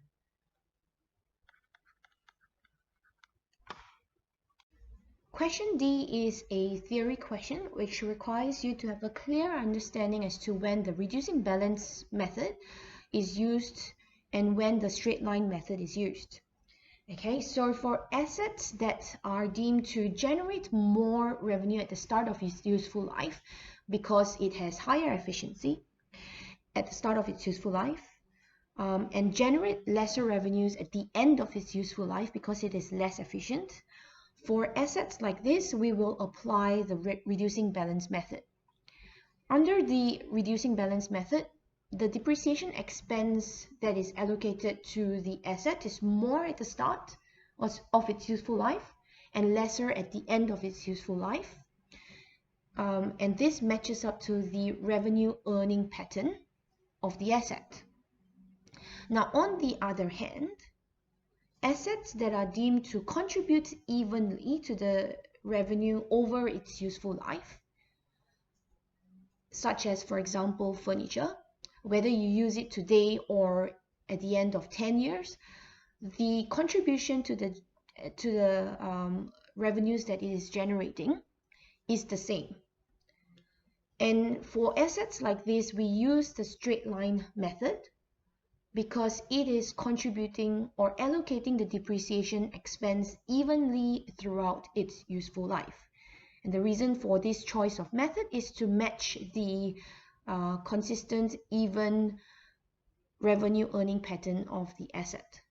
And so that's what we need to bring in to our explanation here. when we are asked to justify why the van is depreciated using the reducing balance method and the equipment is depreciated using straight line method. So you can have a look at the sample answer here, which will explain this clearly. Now, a word of caution here is that we need to stick to what the question is asking us. And in this question here, they're simply asking us to justify why we've chosen these methods for both the van and equipment. Even though for some of us, we may be thinking that it will be more appropriate to perhaps use reducing balance for the equipment because of our knowledge of how equipments work generally, and most of the times equipment will be more productive at the start than at the end of its useful life. But in this case here, for this question, we're not asked to choose the appropriate method. Instead, all we're asked to do is to justify the methods that have already been chosen. So regardless of what we think about the equipment, we just need to stick to the point that the decision has been made to use straight line method for equipment. And all we need to do is to make the assumption here that they've decided to use this method on the basis that the equipment will contribute evenly to revenue over its useful life. For question E, this relates to the allowance for doubtful debts. And we need to firstly calculate and explain the effect on the income statement for the 6 months ended 30th of June 2020 as a result of the adjustment to the allowance for doubtful debt account in the general ledger on 30th June 2020. So we firstly need to look at all the information that we have available relating to the allowance for doubtful debts. And as I always say, with any sort of calculation involving bad debts and allowance for doubtful debts, we need to look at the ledger account. And I find that's the easiest way for us to work out any calculations. Okay, so I'm just going to create a quick allowance for doubtful debts ledger account here. And then we're going to extract all the information that we have relating to allowance for doubtful debts. So firstly, in our balance sheet, we are told that the opening balance is at the 1st of January for the allowance for doubtful debts is 3,008. So because the allowance for doubtful debts is what we call a negative asset, it is therefore an opening balance on the credit side. So that's the opening balance, 3,008. Now, looking further down, we are told in our pre-adjusted trial balance as at 30th of June, our allowance for doubtful debts has now changed to $1,700 on the debit side. Now, this is a bit of an unusual situation here because most of the times the allowance for doubtful debts, as we would normally think, would be appearing on the credit side. But the fact that it's changed to the debit side raises a question as to what has happened, what has affected this balance of 3,008 and changed it and caused it to now show a balance of 1,007 on the debit side. Okay, so the only explanation here is that something would have happened in that period. Sorry, just gonna write that again. Something would have happened here in the 6 months ended that would bump up the balance to a debit amount. Thinking logically, the only explanation is something would have added onto the debit side to increase, to actually make this allowance for doubtful debts appear to have a debit balance. So the question is, how much? So if we start off with a credit balance of 3,008, we are trying to reach a debit balance of 1,007. The only logical explanation is that we would have a debit amount big enough to make it a debit balance of 1,007. Looking at it algebraically, the only explanation here is that we would have a debit amount of 5,005. So let's think in the reverse. If we debit the account 5,005, just going to put it here, that might help us see it a bit easier. Our debit is so much bigger than our initial credit balance, and that's the reason why, as at this point here, 30th of June, before we make any further adjustments, our balance for the allowance for doubtful debts is a debit of 1,007. So I think we're quite happy. Now, yes, we're not required to do any sort of completion of the ledger account for question E, but if they were to ask you to complete this ledger account, what do you think the cross-reference would be? Now, in this case here, if we remember our entries that go into the allowance for doubtful debts, the only logical explanation is that there was bad debts written off against the accounts receivable. So in other words, for whatever reason, in these 6 months, there was a huge write-off of bad debts.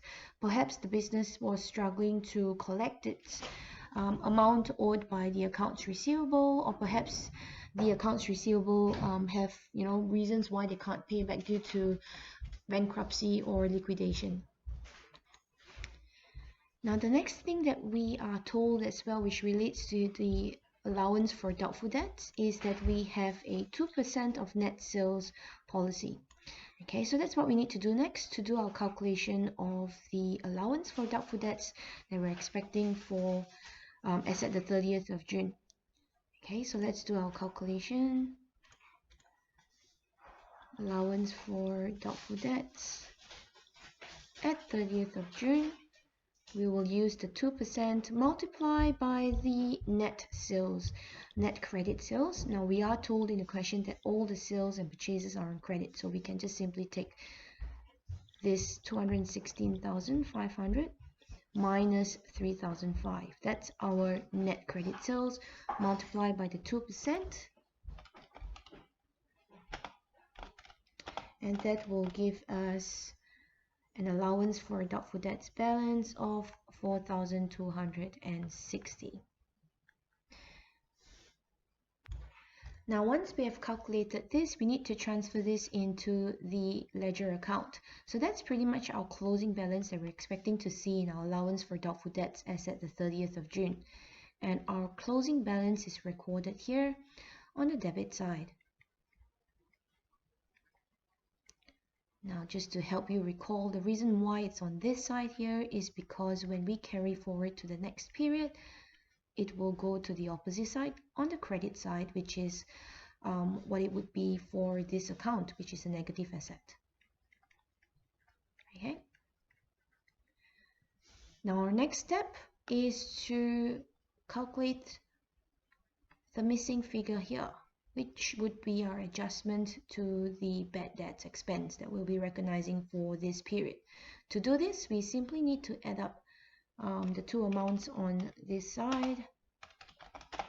That gives us 9,760.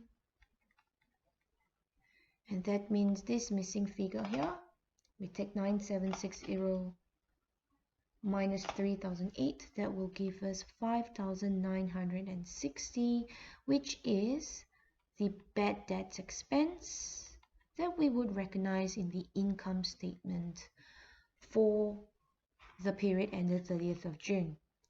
Okay, so that's our working out, but we do need to respond to the question in E, which asks us to explain the effects on the income statement, which is pretty much identifying the effects on the expense and the profit. And I will put up that sample answer for you to refer to.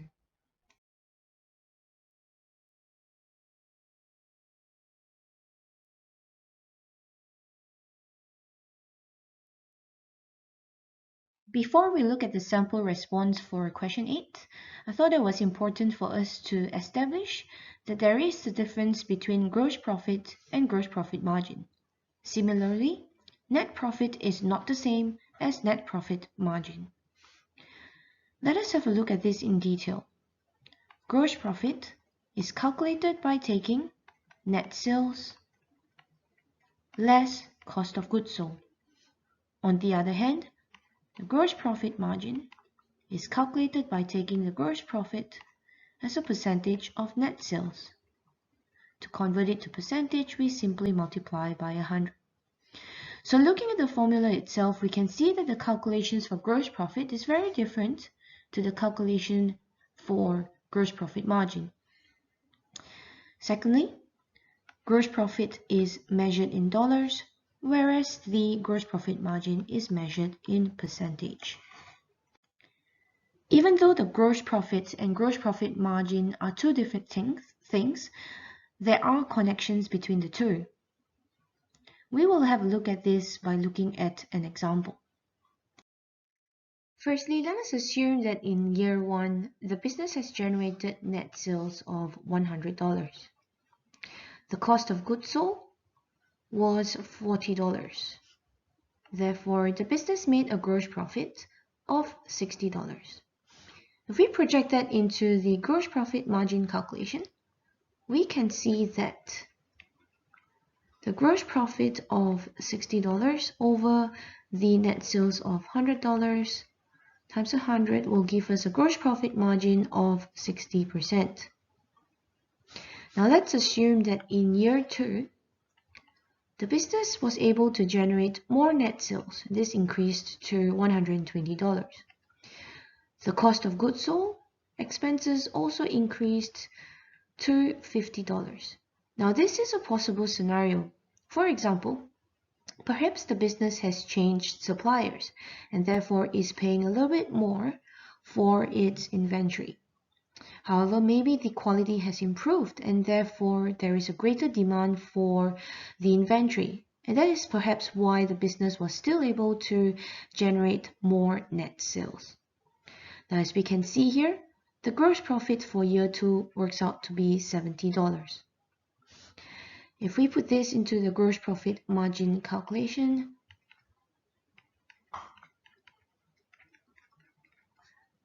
we will get a gross profit margin of 58% in year 2. Now, what I would like you to take note of is this. From year 1 to year 2, we can see that the gross profit has actually increased. However, if we look at the gross profit margin from year 1 to year 2, there was actually a decrease. At this stage, you'd be probably wondering why. In order to understand the possibility of how the gross profit increases whereas the gross profit margin decreases, let us have a look at the gross profit margin formula, because I believe that this will give us a clearer idea as to how the gross profit and the net sales and how these changes affect the gross profit margin. So in a general sense, for the gross profit margin to increase, there would either be an increase in gross profit or a decrease in net sales. Sometimes both of these changes may happen at the same time, leading to an increase in gross profit margin in effect. On the other hand, it could be possible for the gross profit margin to go down, and that would be due to the decrease in gross profit or an increase in net sales. Now, as I've mentioned in the past, there is a logical mathematical explanation to this, and I've mentioned before that anything above the fraction, at the top of the fraction, has a positive relationship to the financial indicator. So specific to this example, we can see that the gross profit has a positive relationship with the gross profit margin, which means if there's an increase in gross profit, we can usually expect an increase in gross profit margin, and vice versa. Whereas with the net sales and the gross profit margin, so anything below the fraction, at the bottom of the fraction, it has the opposite relationship to the financial indicator. So in this case here, the net sales has the opposite relationship to the gross profit margin, which means for the gross profit margin to increase, we could expect that it was due to a decrease in net sales. So in summary here, what we can see is that any changes to the gross profit can affect the gross profit margin. Any changes to the net sales can also affect the gross profit margin. Now, in reality, the gross profit and the net sales would be changing within the period. So the question is, what was the proportion of the change in the gross profit? And was it an increase or decrease?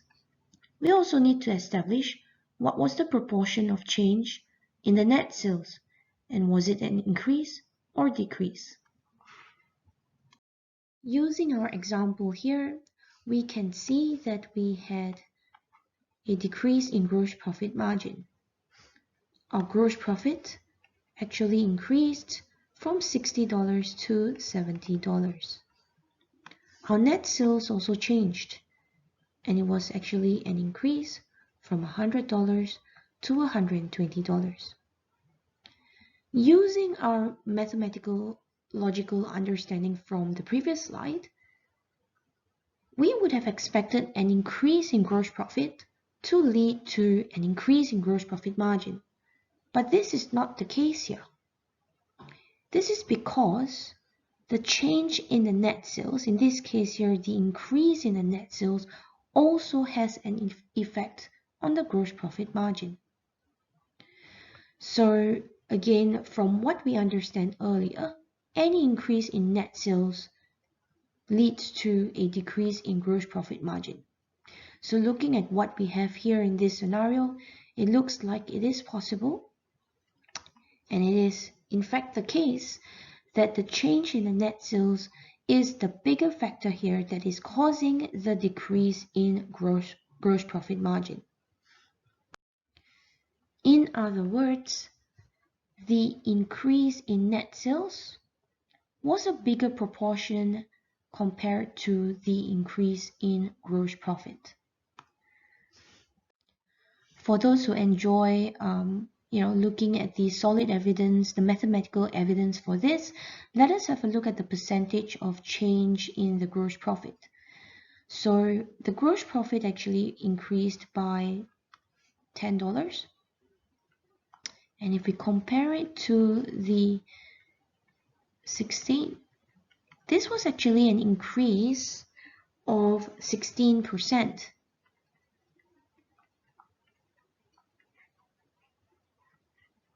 Whereas the net sales was an increase of $20, and comparing it to the original 100, this was actually an increase in net sales by 20%.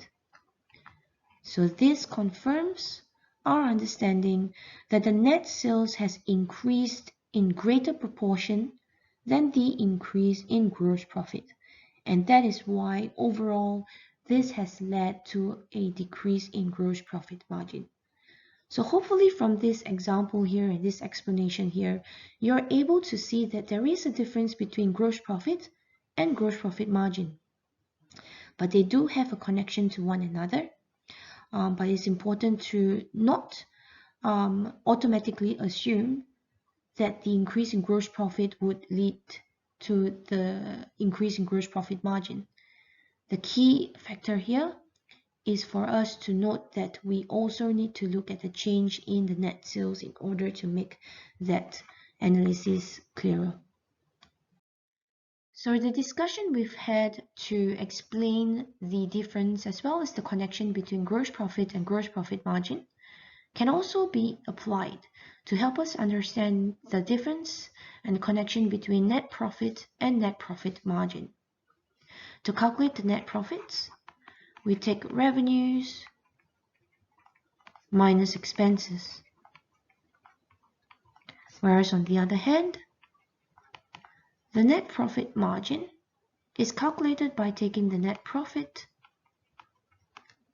over net sales.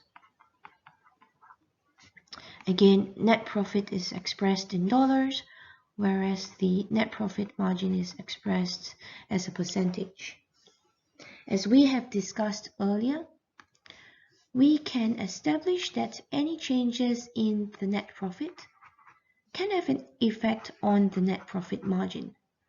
But we can't stop there, because we also need to consider the changes in the net sales before we are able to fully analyze the change in net profit margin. In summary, gross profit is different to gross profit margin, and net profit is different to net profit margin. So gross profit and net profit measures profit, whereas gross profit margin and net profit margin are measures of profitability.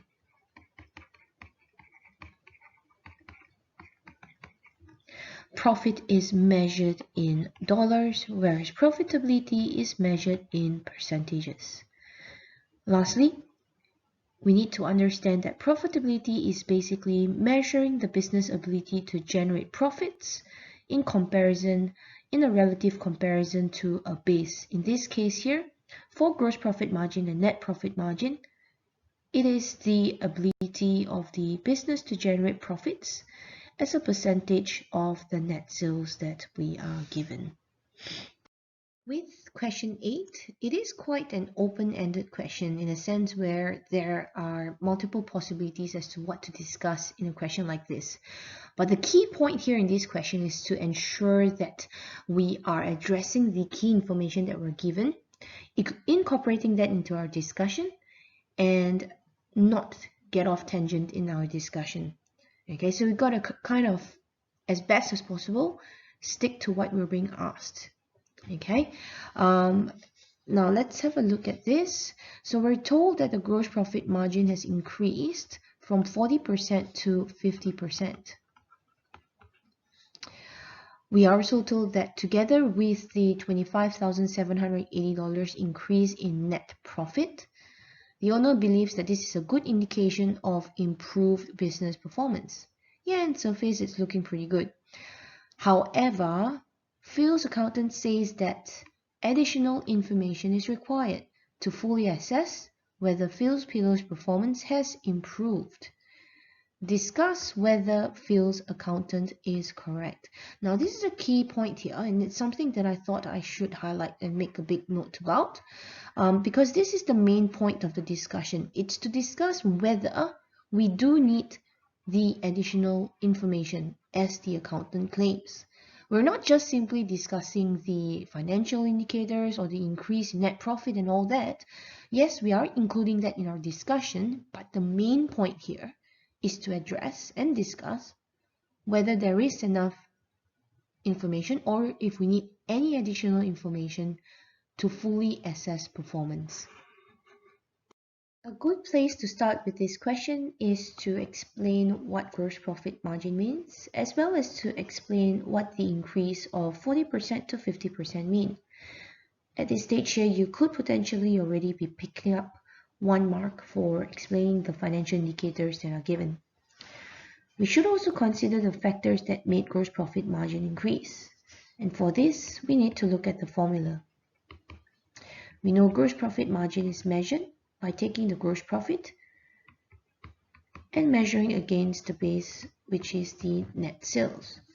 Now, we do know that the gross profit margin has increased, but what we do not know is whether that increase was due to changes in gross profit and or net sales. So based on our earlier discussions, we do need to know how these two have changed and to what proportion, because that will explain why the gross profit margin has increased. We also need to look at the net profit, consider how net profit is calculated, and how this might all link into the discussion. So net profit is basically revenues minus expenses, but just to give it a bit more link to gross profit, I'd also like to think of net profit as gross profit less other expenses. Here's another slight issue here. We do know that net profit has increased, but what we do not know is whether this increase was due to a change in gross profit or perhaps a change in other expenses in the sense of a decrease. Now, so that's us considering the link between net profit to gross profit margin calculations. We're considering as well any missing information that we have there. Now, the other good point to raise as a discussion here is the difference between profit versus profitability. So this links back to the discussion that we've just had in a couple of slides ago. So looking at the net profit here, we know that the net profit is a measure of profit. So from the perspective of profits, yes, profits have increased because net profit has increased.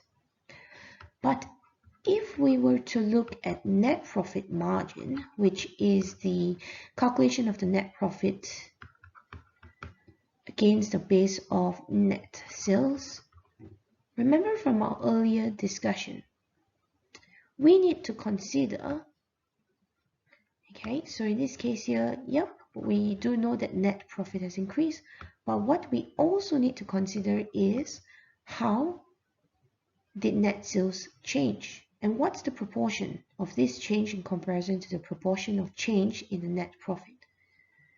And this is the key factor here that will tell us how our net profit margin will turn out to be.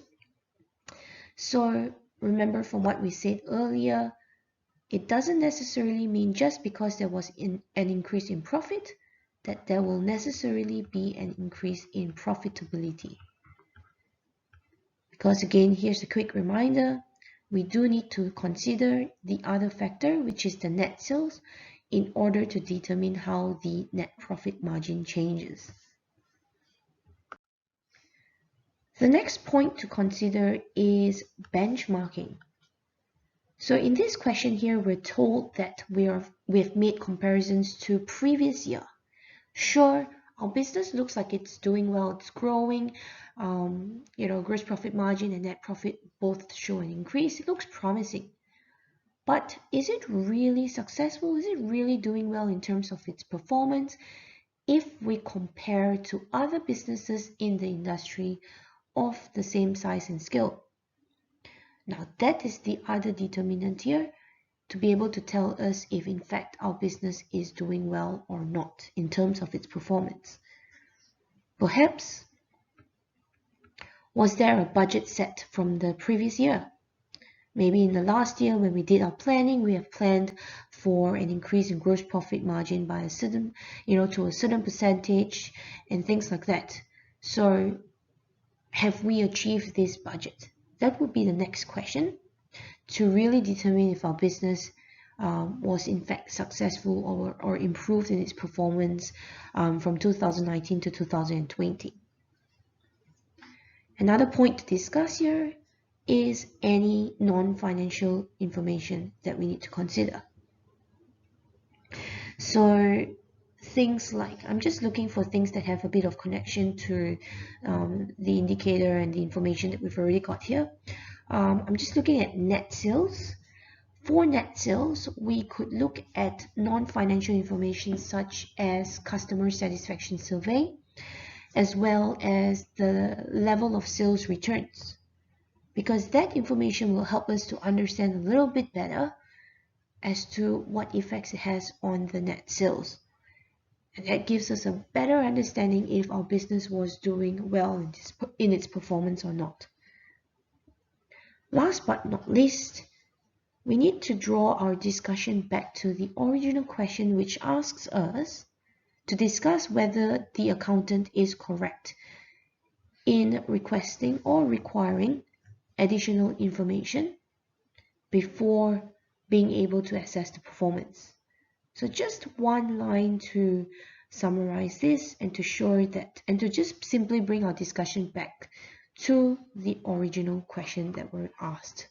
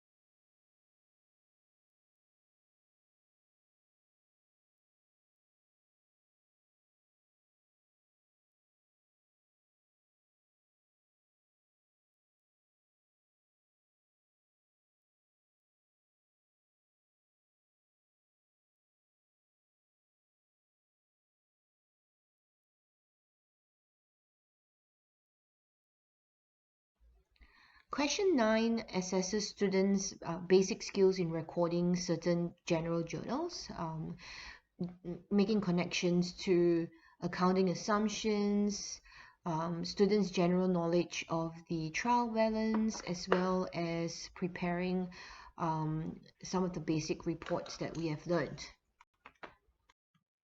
Question 9a relates to errors that will not be detected by the preparation of a trial balance. So this goes back to the original purpose of preparing the trial balance, and that is to see if there are any errors in the recording of the entries by looking at the debits and ensuring that they equal the credits. Now, if the debits do not equal the credits, in a general sense, this means that there were some errors in recording the entries. However, it is important to note that there are some errors that will not be detected through the trial balance.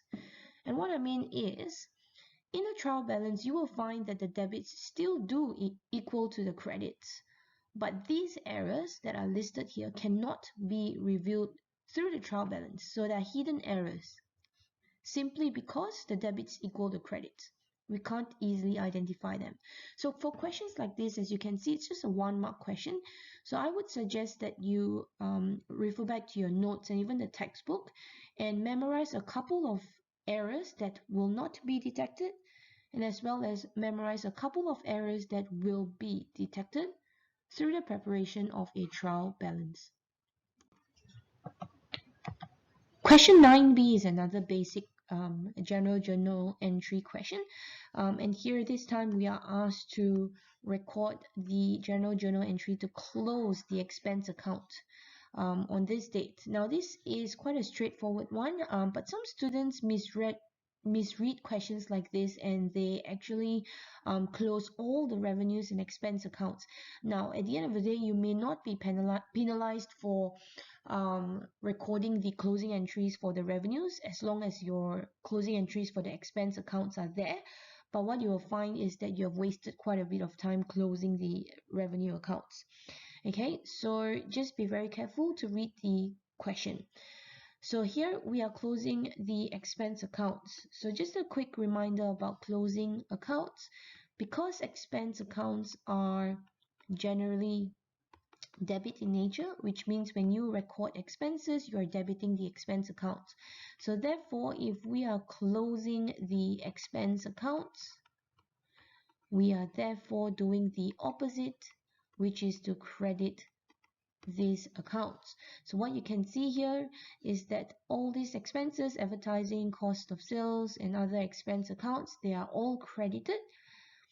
And all these amounts are closed to the profit and loss summary, which is one single debit total to the profit and loss summary account.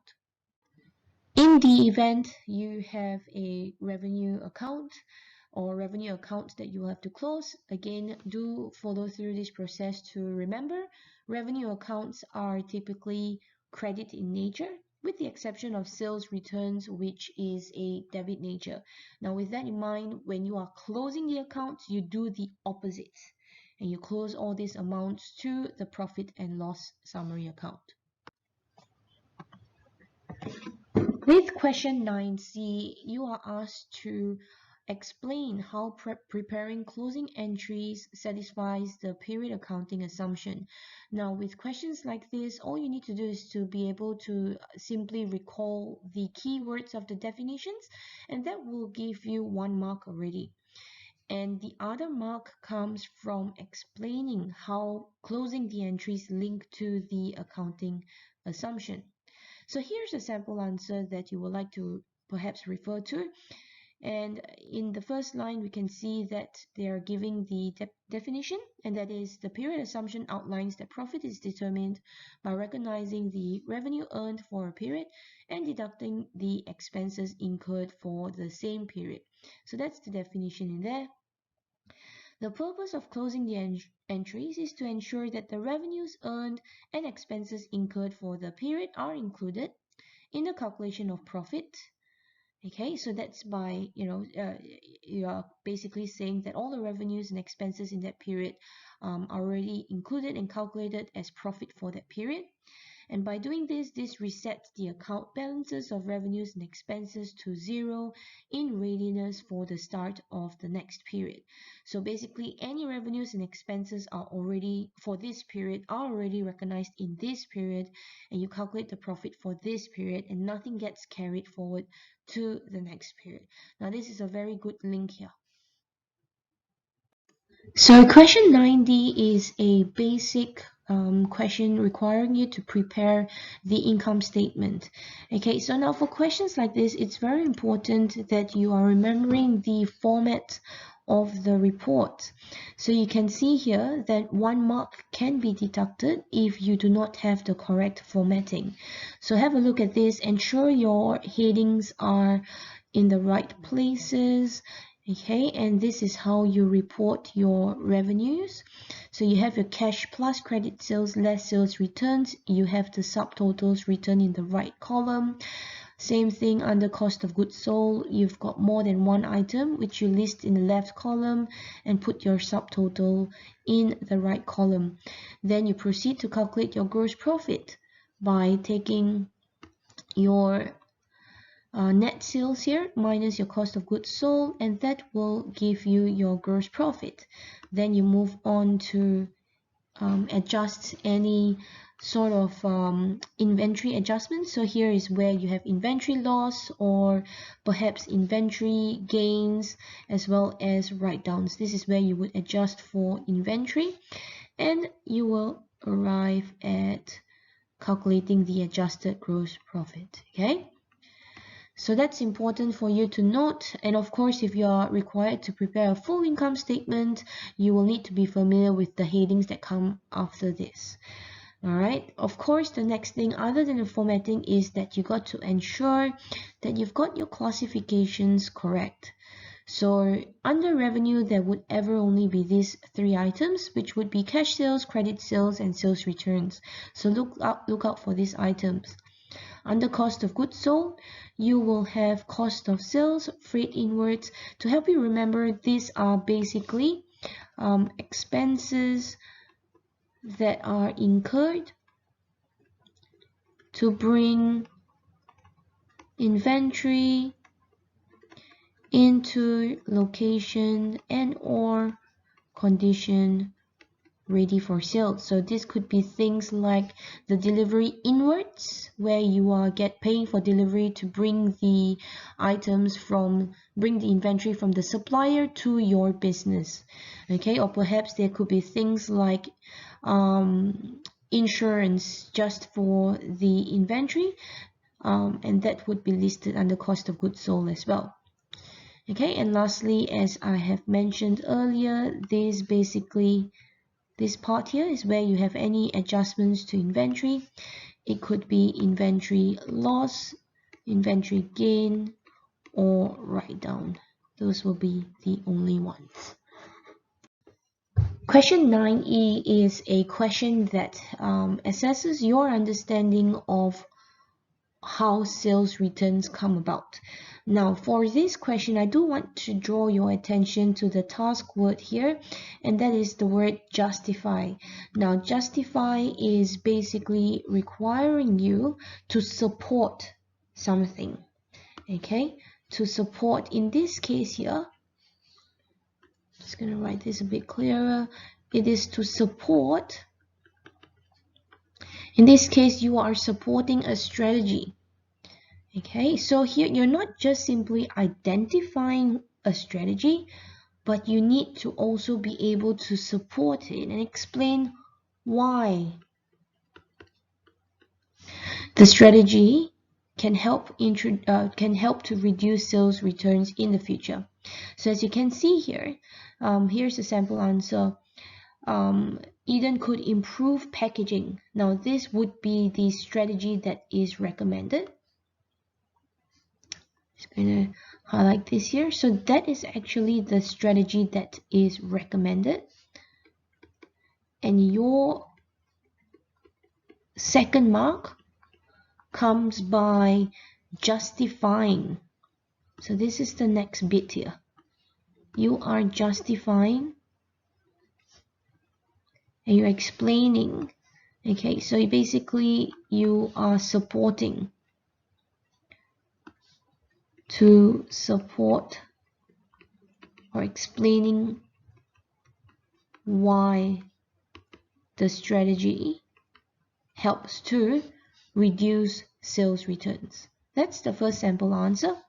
The same thing as well applies to the second sample answer, where you can see that the strategy here is recommended, and that is to change suppliers. But the support for this strategy is that by changing the suppliers, it will reduce the inventory being returned due to poor quality. So in other words, you're changing to supplier with better quality inventory. Okay. Question 9F requires you to prepare the transfer entry in the general journal. Now, just a quick reminder, transfer entries could only be these two. The first one could be the transfer of drawings to the capital account. The other possible transfer is the transfer from the profit and loss summary, where you are transferring either the profit or the loss to the capital account. Now, looking at the trial balance, we do not have any drawings for this period, so the only transfer entry that we are recording is the transfer of the profit of $1,800 to the capital account. Now, in this instance here, you need to ensure that you have calculated the profit correctly by taking all the revenues minus the expenses for the period. Now, this works out to be $1,800 profit. Now, the other thing that I'd like you to take note as well, just to check your answer and so that you know that you've recorded this correctly, is to think about the fact that we've made a profit of $1,800 and this is being credited to the capital account, which makes sense because a profit would add to the capital, and capital is a credit nature. So this makes sense that we are crediting the capital account $1,800. In question 9G, you are asked to prepare the current liabilities extract from the balance sheet. So now, even though this is quite a straightforward question that asks you to prepare just a section of the balance sheet, however, there are a few things that I suppose there's some things that you just need to take note of. So the first thing is, of course, when you're looking at the trial balance, you need to be very confident which are items relating to current liabilities.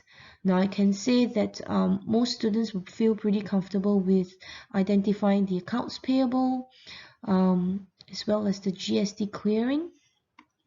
But some students may miss out the balance day items, which are things like unearned sales revenue and accrued wages. So ensure that you are also thinking about balance day items and perhaps, if they're classified as current liabilities or current assets.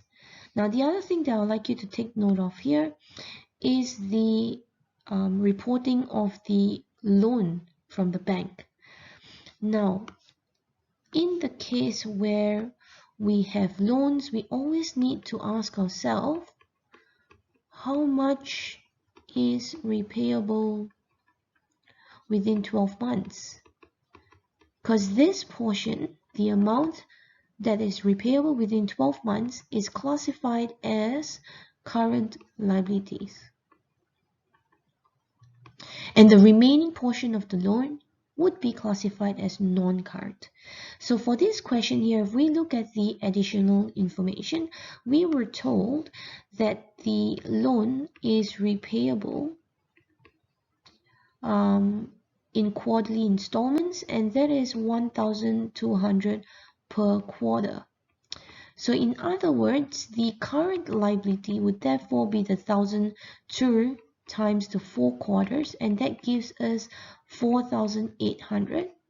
that is classified as current liabilities. The balance of the loan, so whatever the total loan is now minus the 4,008, that balance would therefore form part of the non-current liability. So that's reported under non-current. In the current liability section, all you're reporting is the amounts repayable within 12 months. Question 9H is another one that can be quite a simple question, but a question that many students potentially make careless errors as well. So here we are told that on the 6th of July, check 802 was used to pay wages. Now this is the problem here. A lot of students tend to think, oh yeah, pay wages out of the bank, that's going to be a simple credit bank debit wages. Now this is where students make careless mistakes, because what they forget to check is if there were any balance day adjustment items in the trial balance given. So in this case here, if we look at the trial balance, we are told that there is an accrued wages balance of a credit of $750.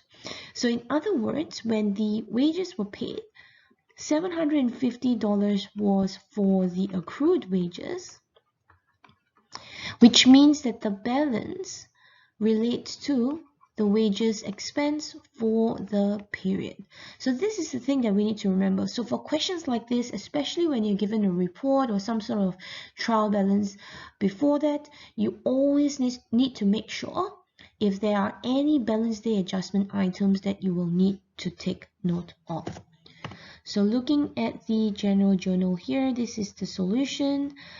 We are, instead of just writing the general journals, this time you are asked to show the effects of this accounting, of this transaction on the accounting equation. Now for questions like this, I always encourage students, if you can't automatically figure out the increase or decrease or effects on the accounting equation, I always ask you to go back to the general journals to see what the entry would be. Now in this case here, we know that we would have bank because we are making a payment out of the bank, so we credit. We have worked out that part of it was for accrued wages. Now because the accrued wages was recorded as a liability on the credit side, 750, now that I'm paying up that liability, I'm debiting accrued wages for 750. And the balance would be the wages expense for this period, and that works out to be $1,100. Now just do workings like this quickly on the side. That will prompt you already to think about the effects on the accounting equation. So bank, that would be an asset, and that's when we can see our assets gone down. That's why we have a decrease to the asset of 1,850. And then we look at the accrued wages, which we recognized as a liability earlier. And because this is a reduction in the liability, by debiting the accrued wages account, we can see liabilities, we are decreasing it by $750. Lastly, wages is an expense account. Now, when the expense goes up, when you debit the expense account, the profits go down, and therefore owner's equity goes down. And this is why the expense has resulted in a decrease in the owner's equity by $1,100.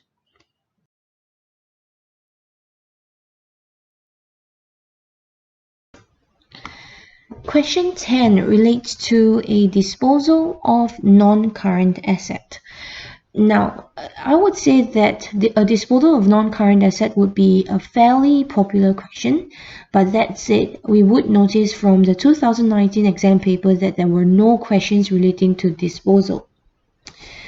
However, in the years prior to that, there were questions on disposal. So I would think, and I would say with relative confidence, that this topic on disposals of non-current asset would be relatively important and something that you should not write off as part of your revision. So make sure you pay attention to this, and as part of your revision, you should be quite comfortable, or at least bring yourself to the position that you're feeling comfortable with recording the disposal entries, either for a cash disposal or trade-in of a non-current asset. Now let us have a look at this question. So we're told that on the 30th of June 2020, the business traded in their van. So here we are clearly told that we will be recording a trade-in. And the van originally cost $55,000 including GST. So we know the historical cost has to be the amount excluding GST. So to remove the GST, we simply take 55,000 divided by 11. That will give us a GST of $5,000. So which means our historical cost is therefore $50,000. As at 30th of June, the business determined the balance of the accumulated depreciation of the van to be $35,600. So accumulated depreciation, $35,600. At this point, because we've been given historical cost and accumulated depreciation, I tend to write the little formula on the side just to remind myself that the carrying value can be easily calculated by taking historical costs minus accumulated depreciation. VIX Vans agreed to a trade-in allowance of $11,000. Okay, the new delivery van had a selling price of $39,900 plus GST.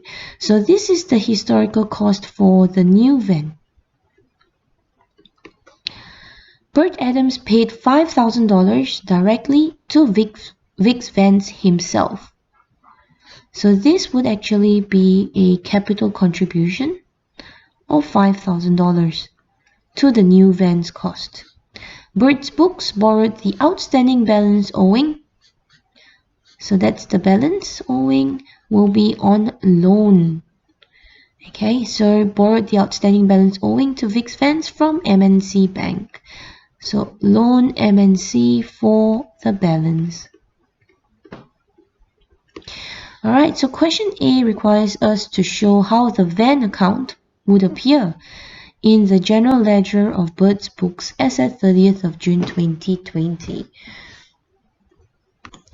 Now, remember how I said earlier that you've got to feel relatively comfortable with recording the entries for a disposal, either a cash disposal or a trade-in.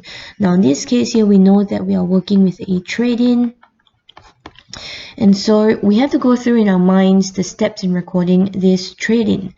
Now, what I always remind students to do is to firstly think if there might be any additional depreciation to record up to the date of disposal. Now, we always think of this as the first step because sometimes the question actually requires us to calculate the depreciation up to the date of disposal. So let's look at what we've got here. It says that we've already been given the accumulated depreciation as at 30th of June, and that's the date that the van was traded in. So in this case, no further entries for depreciation. Now, when recording a disposal, particularly trade-in, the next step would be to transfer the historical cost of the old van, the van that is sold. So in this case here, it would have been, our historical cost is $50,000 that we have worked out earlier. Now, you will notice in the answer booklet, you are required to complete the ledger account. We're given here the opening balance on the debit side of $50,000. Okay, so even in the question A itself, we are instructed to prepare general ledger account. Now, that said, I know that many students still sometimes get a bit confused with the cross-reference, so I always recommend that students go back to the general journal and use that as a working to help you correctly record the entry in the ledger account. Okay, so to transfer historical cost of the asset that we're selling, we take it out of the van account and transfer it to the disposal of van account. So to take it out of the van account, we need to credit, and that's 50,000 on the credit, and we debit disposal of van account. Okay, now in the third step, we would effectively be transferring the accumulated depreciation. Let's look at it again. The accumulated depreciation is $35,600. Again, do it quickly. Accumulated depreciation normally recorded on the credit side, so which means when we are transferring it out, we debit accumulated depreciation and we transfer it to the disposal of van account for that amount. Alright, now I'm going to use just the next page here, just more like I'm just running out of space. The next step in recording a trade-in would be to recognize the trade-in allowance that we're receiving. Now, we know that it needs to be applied to the disposal of van account because that's where we calculate any profit or loss that we've made on the disposal. But now, where would we apply the trade-in allowance? Now, let's just get the figure here. Trade-in allowance is $11,000. Now, this trade-in allowance is applied to the purchase of the new van, which would then be recorded in the van account. So now, because this is applied to the cost of the new van, we would therefore debit the van account for $11,000. So that settles that. Disposal of van account, we would have credited $11,000. The next step here would be to recognize the payment of the balance of new van. What's the balance that that is needed to be paid? Now we can work it out by looking at the selling price. So we're told that the new van's cost is $39,900 plus GST. So new van is $39,900 plus GST of $3,990. This means that we would have needed to pay a total of $43,890. Now, because we've already applied trade-in less trade-in allowance of $11,000, balance payable would be $32,890. Now again, remember that we were told $5,000 was paid through a capital contribution, and the balance of it was on loan. So which means the loan would be $32,890 minus $5,000. We have taken up a loan of $27,890. Okay, so now to reflect this in the entries, we will now have van. Okay, we will also have GST clearing. We will have capital, and we will have loan from M&C Bank. Now with questions like this, I tend to start with the amounts that I'm pretty confident about. So in this case here, I know that my loan is $27,890. So that's on the credit side. I know that my capital contribution was $5,000. That's on my credit side. I also know that my GST clearing is, I've worked it out earlier, $3,990. Which means, okay, at this part, if you're already confused, don't be. Because all you need to simply do is to take the total on the credit side minus the amount on the debit side. That will give us $28,900. Now I have told you before, another way to check that you're on the right track is to simply see, just add up this amount here to this trade-in allowance, and you will find that you will have the total amount of $39,900, which is basically the historical cost of the new van without GST. Now at this point here, you may wish to stop recording the further entries, only because that we know from the other questions, if you have read the other questions given, you will notice that you probably don't need to proceed with the general journal entries further to this, okay? Because the next part would effectively just be the recognition of the profit or loss on the disposal and transferring that from the disposal of van account to the profit on disposal or loss on disposal. And if you remember, if you actually follow through the full entries, we will end up with also closing either the profit on disposal or loss on disposal and closing that to the P&L summary. So we can keep those in mind, but if we've already read the question earlier, question A, B, and C, we'll know that it's not quite necessary to proceed further with the general journals at this point. So what we really want to do now is to actually use these entries as our guide in firstly completing the ledger account in question A. So we look at step 1, that's recording depreciation, which we weren't required to do, and that's not relevant to the van account anyway, so we're going to ignore that for now. And then let's look at step number 2. We can see here that we have clearly credited the van account $50,000, so we know that we do need to record that in the ledger account. So I'm going to write the 50,000 here in the credit side. The date of disposal is 30th of June. Now for the cross-reference, simply look at what's recorded on the other debit side, which is the disposal of van account. And that's what we're writing in here. Disposal of van.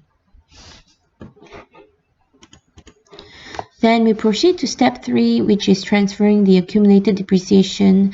No relevance to the no relevance to the van ledger account here, so we're just going to ignore that. Then we move on to step 4. Here we can see that we have debited the van $11,000. Definitely applicable here. That's what we're going to do. 11,000 to the debit side. Again, let's look at the other side, the other credit entry, which is to the disposal of van account. And that's what we're going to write in the cross-reference with the date 30th of June, because that's the date of disposal. Then we look at at step 5. We can see that here we have the balance of the new van being paid. Again, now this time we can see that we have a debit 28,900 here, and we have this relating to the capital as well as the loan.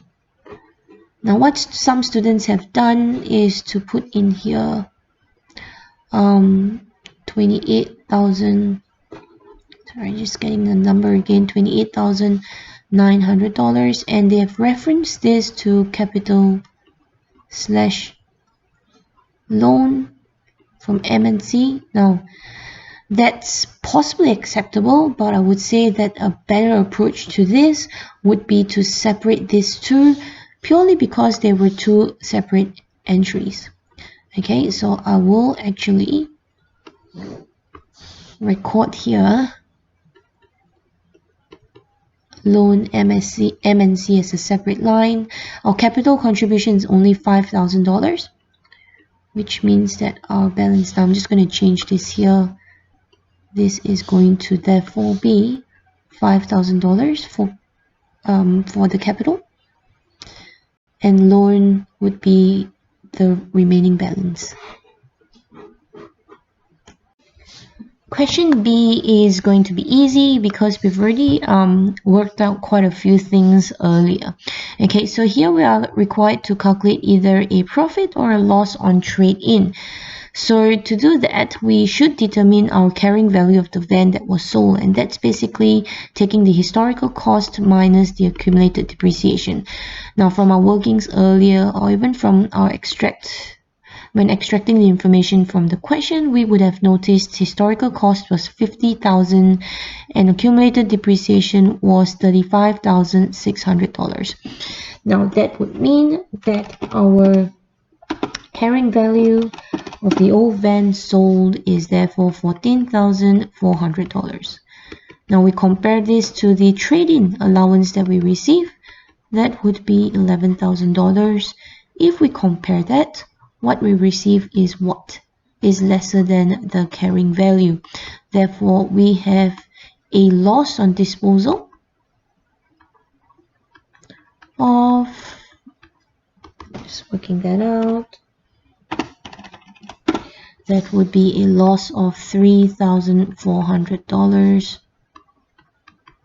Now in questions like this, I will always be very clear in specifying that we have made a loss on the trade-in. Question 10C is a typical follow-on question that accompanies disposal of non-current assets. Okay, so they always tend to ask you to explain why a profit or loss was made from that disposal. Okay, so this will always be in reference to what you have calculated. So in question B, we have calculated a loss of 3,004. Now for questions like this, even if you're unsure or not confident about your calculations in B, it doesn't matter. Use whatever you've got in question B and use that to explain either why you've made a profit or loss. Now in this case, for the loss of $3,400, it was because of under depreciation of the asset, and that is due to overestimating the useful life or residual value. Now let's start with the residual value.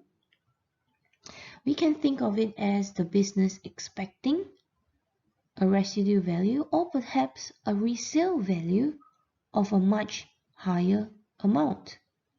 However, what the business is getting now is a trade-in allowance of an amount much lesser than what it expected.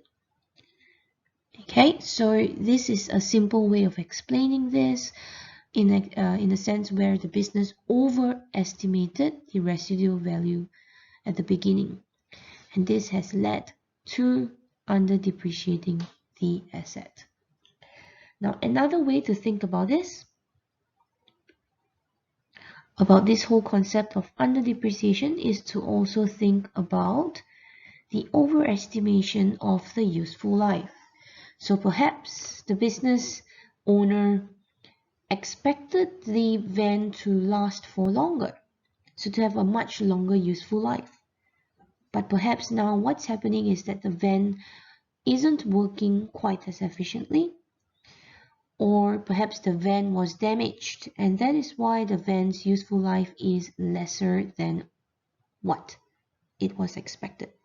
So the original was an overestimation of the useful life. So these two reasons here, overestimation of useful life or residual value, will lead to under depreciation of the asset.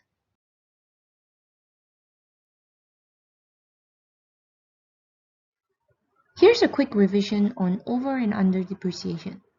First, we're going to look and see how over depreciation leads to a profit on disposal of non-current asset. And to do this, we'll look at an illustration. Let's assume that we have got a full glass of water. And right at the top here, at the highest level, is the representation of the historical cost of the non-current asset. And I'm going to give it a value of $1,000. At this point here, the asset has not been used, and therefore the benefits of the asset have not been consumed. Now, the owner estimates that at the end of its useful life, in this case here, the owner is estimating that the asset will be used for 2 years. And the owner estimates that at the end of its useful life, this asset will have a residual value of $200. and that's at this point here. Over the 2 years of the asset being used, the asset's benefits will be consumed. And over the 2 years, the total benefits consumed is what we call depreciation. From this illustration here, we can see that the depreciation over the 2 years will work out to a total of $800. And this is calculated by taking $1,000 of the historical cost minus the residual value of $200. Now the asset is being used, and as it is used over the 2 years, the asset's value is depreciated as the economic benefits are being consumed. Now right at the end of the 2 years, at the end of its useful life, the asset has now been depreciated up to its estimated residual value of $200. Let's assume that at the end of the useful life of this asset, the owner now then decides to sell this asset. Let's assume that the owner was able to sell this asset for $400. And I'll call this the resale value. As it turns out, the resale value of this asset works out to be higher than the estimated residual value of the asset. And we can see here that we have a profit of $200. This means, and we can see here that the owner actually underestimated the residual value of this asset. So you can see here the owner estimated a residual value of $200.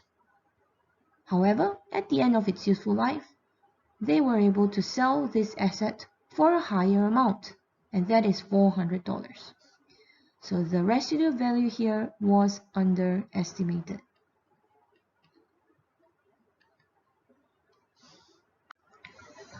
Because the residual value was underestimated, we can see how this leads to the asset being over depreciated, which means the asset was depreciated too much over the 2 years. And finally, we can see how this over depreciation leads to a profit on disposal of the asset. In my earlier slide, I've explained how the underestimation of residual value leads to over depreciation of the asset and finally leads to a profit on disposal of the asset. Now I'm also going to explain to you the link in underestimating the useful life and how this leads to a profit on disposal. Now in this example here, the owner originally estimated the useful life of the asset to be 2 years. Now, after the asset has been used for 2 years, at the end of its useful life, it turned out that the asset was in a much better condition and was working a lot more efficient than the owner originally expected it to be. So at this point here, it turns out that the asset could be used longer than the originally estimated useful life of 2 years. So in other words, at this point here, it is established that the useful life of the asset was originally underestimated. So as I said, it turns out that this asset could be used longer than originally estimated, which is longer than 2 years. And this could be one of the reasons why the resale value was higher than originally expected. This is why the underestimation of useful life therefore leads to a profit made on disposal of the asset.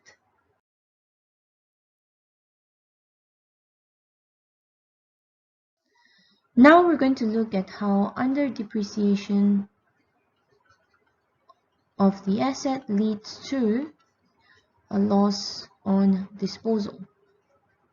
And for this, I'm going to use the same illustration that I've used earlier. So here's our glass of water. And right at the top, we're going to keep our historical cost at $1,000. Now this time, the owner is going to estimate its residual value to be $400 at the end of its useful life, that is estimated to be perhaps 4 years. Alright, so right in the middle here, this time we have a depreciation that works out to be $600.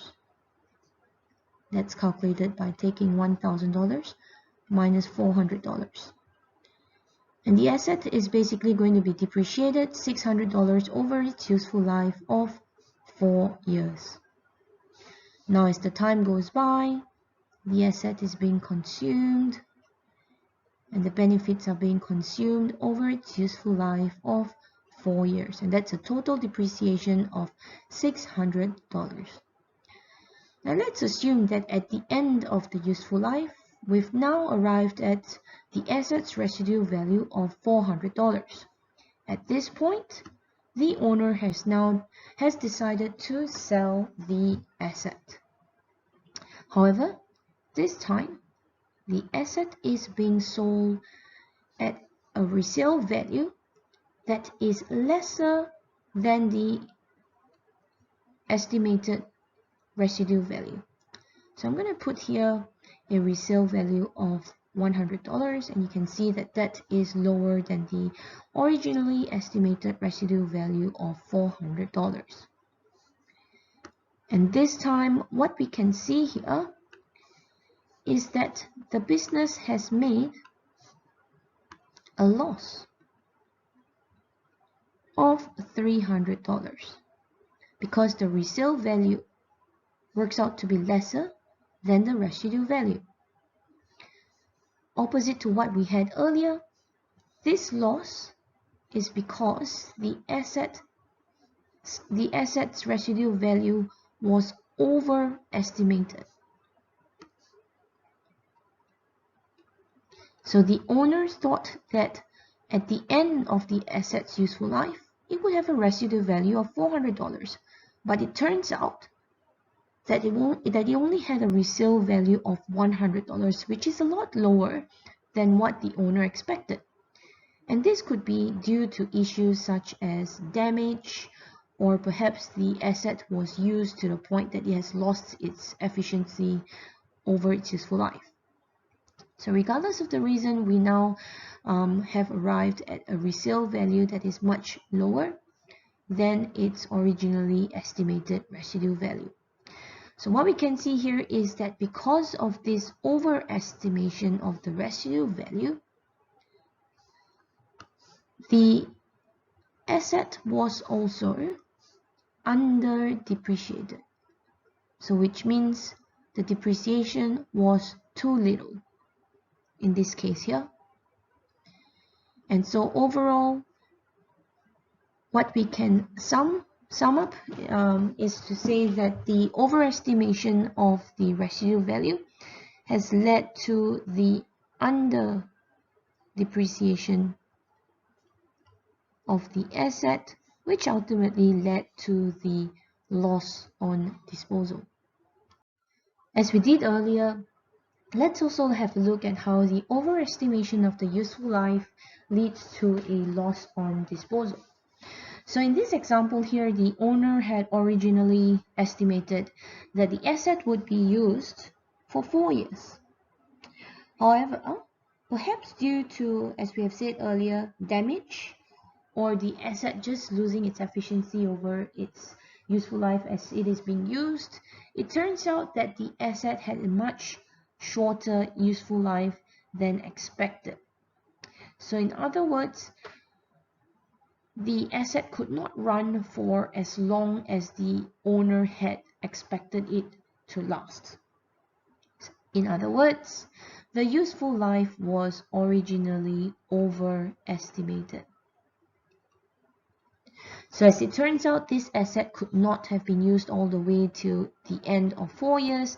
And in fact, the asset's only used for less than the 4 years, which may be due to damage or loss of efficiency in the asset. And that's one of the reasons that also contributes to a much lower resale value of the asset, which then led to a loss on disposal.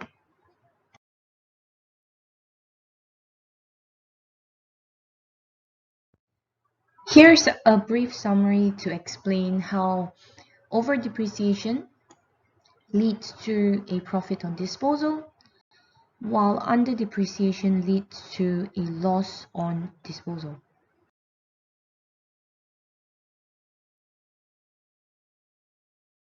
Question 11 is another question relating to financial indicators. Let's have a look at this. Carol Baskin owns Carol's Coats, even though more than 85% of her sales are on cash basis. So we can see that there's a huge reliance on cash sales here. So for the credit sales, customers are offered credit terms of 2/7. So that's basically 2% if amounts are repaid within 7 days. On the other hand, all purchases of inventory are made on credit basis. Carol has negotiated credit terms with the suppliers of 2/10, full amount repayable within 45 days. So, but if it's paid within 10 days, we will receive a discount of 2%. Alright, so now we're given a graph here which basically shows us the inventory turnover, accounts receivable turnover, and accounts payable turnover. Okay, so we can have a guess here that it's going to be some sort of cash cycle analysis, possibly some sort of connection to liquidity or cash flow. Okay, now looking at the next set of information, we are told that the cash flow cover was 9 times in 2018. This dropped to 7 times in 2019. We're going to guess what's happening in 2020. Question A asks us to discuss whether we expect the trend in the cash flow cover will continue to decrease or perhaps change in 2020.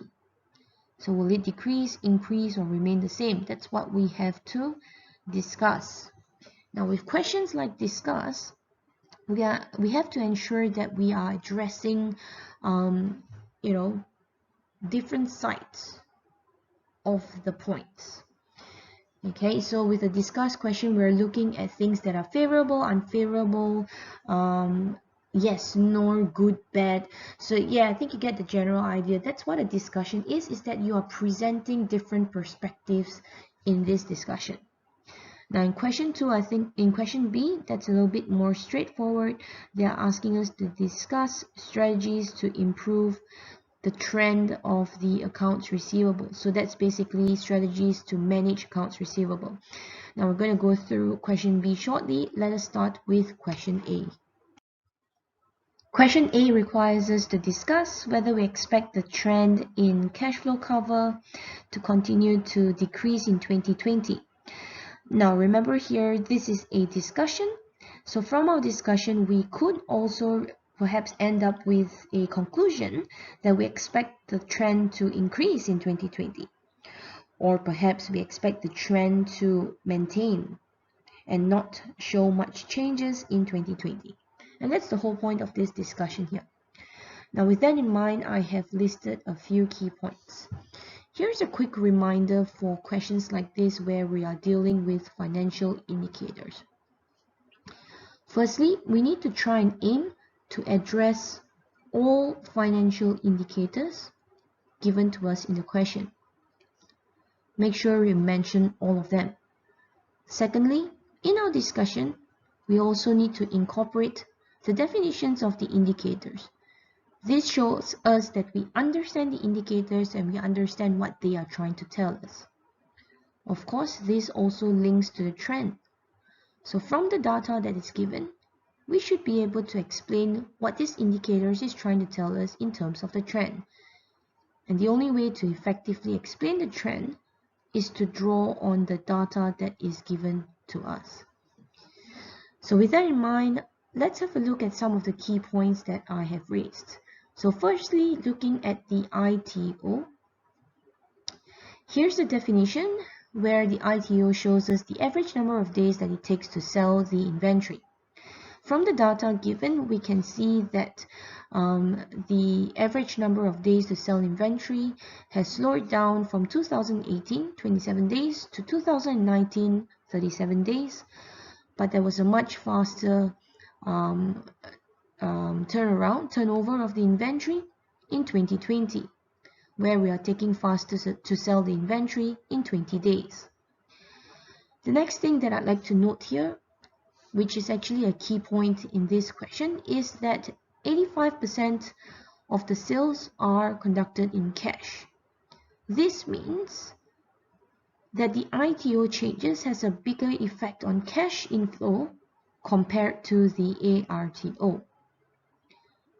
The next thing that we note here is to draw our discussion back to the effects on the cash flow cover. How do the changes in the ITO affect the cash flow cover? Okay, so bring it back to the point of the discussion here. Now, the next one is the ARTO, and here we are given the credit terms of 2/7 and /30. The ARTO represents or explains the average number of days that it takes to recover payments from the accounts receivable. So overall, we can see that it's taking the business longer to recover from its accounts receivable,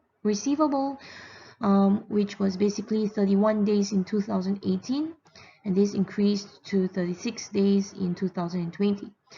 Overall, it also takes longer than the credit term of 30 days to collect the amounts owed from the accounts receivable.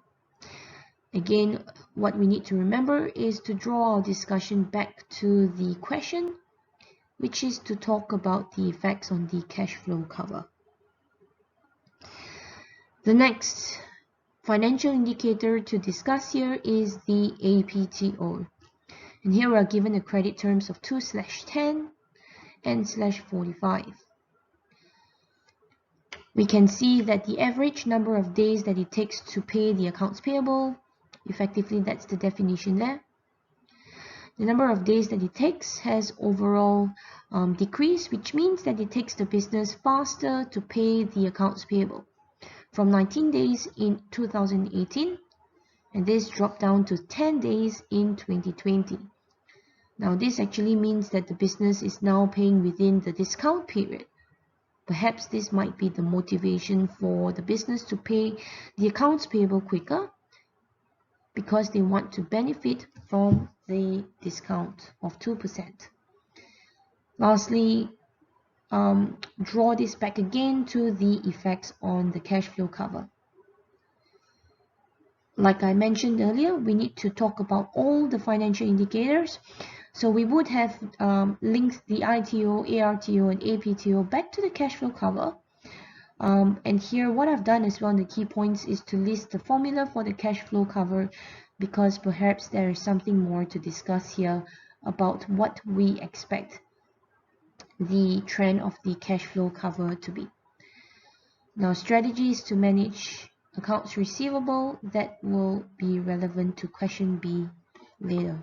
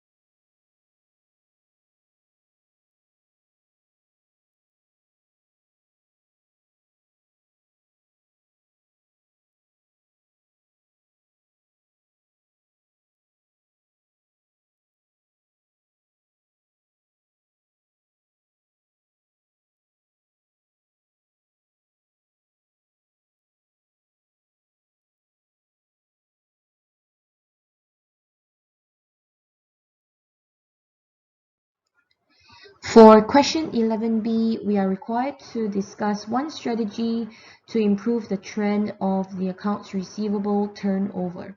So basically what we're looking here are strategies to manage accounts receivable. So for questions like this, my recommendation is for you to list a couple of strategies for managing accounts receivable, strategies for managing accounts payable, managing inventory turnover, improving profits by increasing revenue, or improving profits by minimizing expenses or control expenses. All right, and I think, yeah, if you can remember a couple of points each, that will help you in responding to questions like this, which requires you to discuss, explain, or perhaps justify strategies to improve a business performance.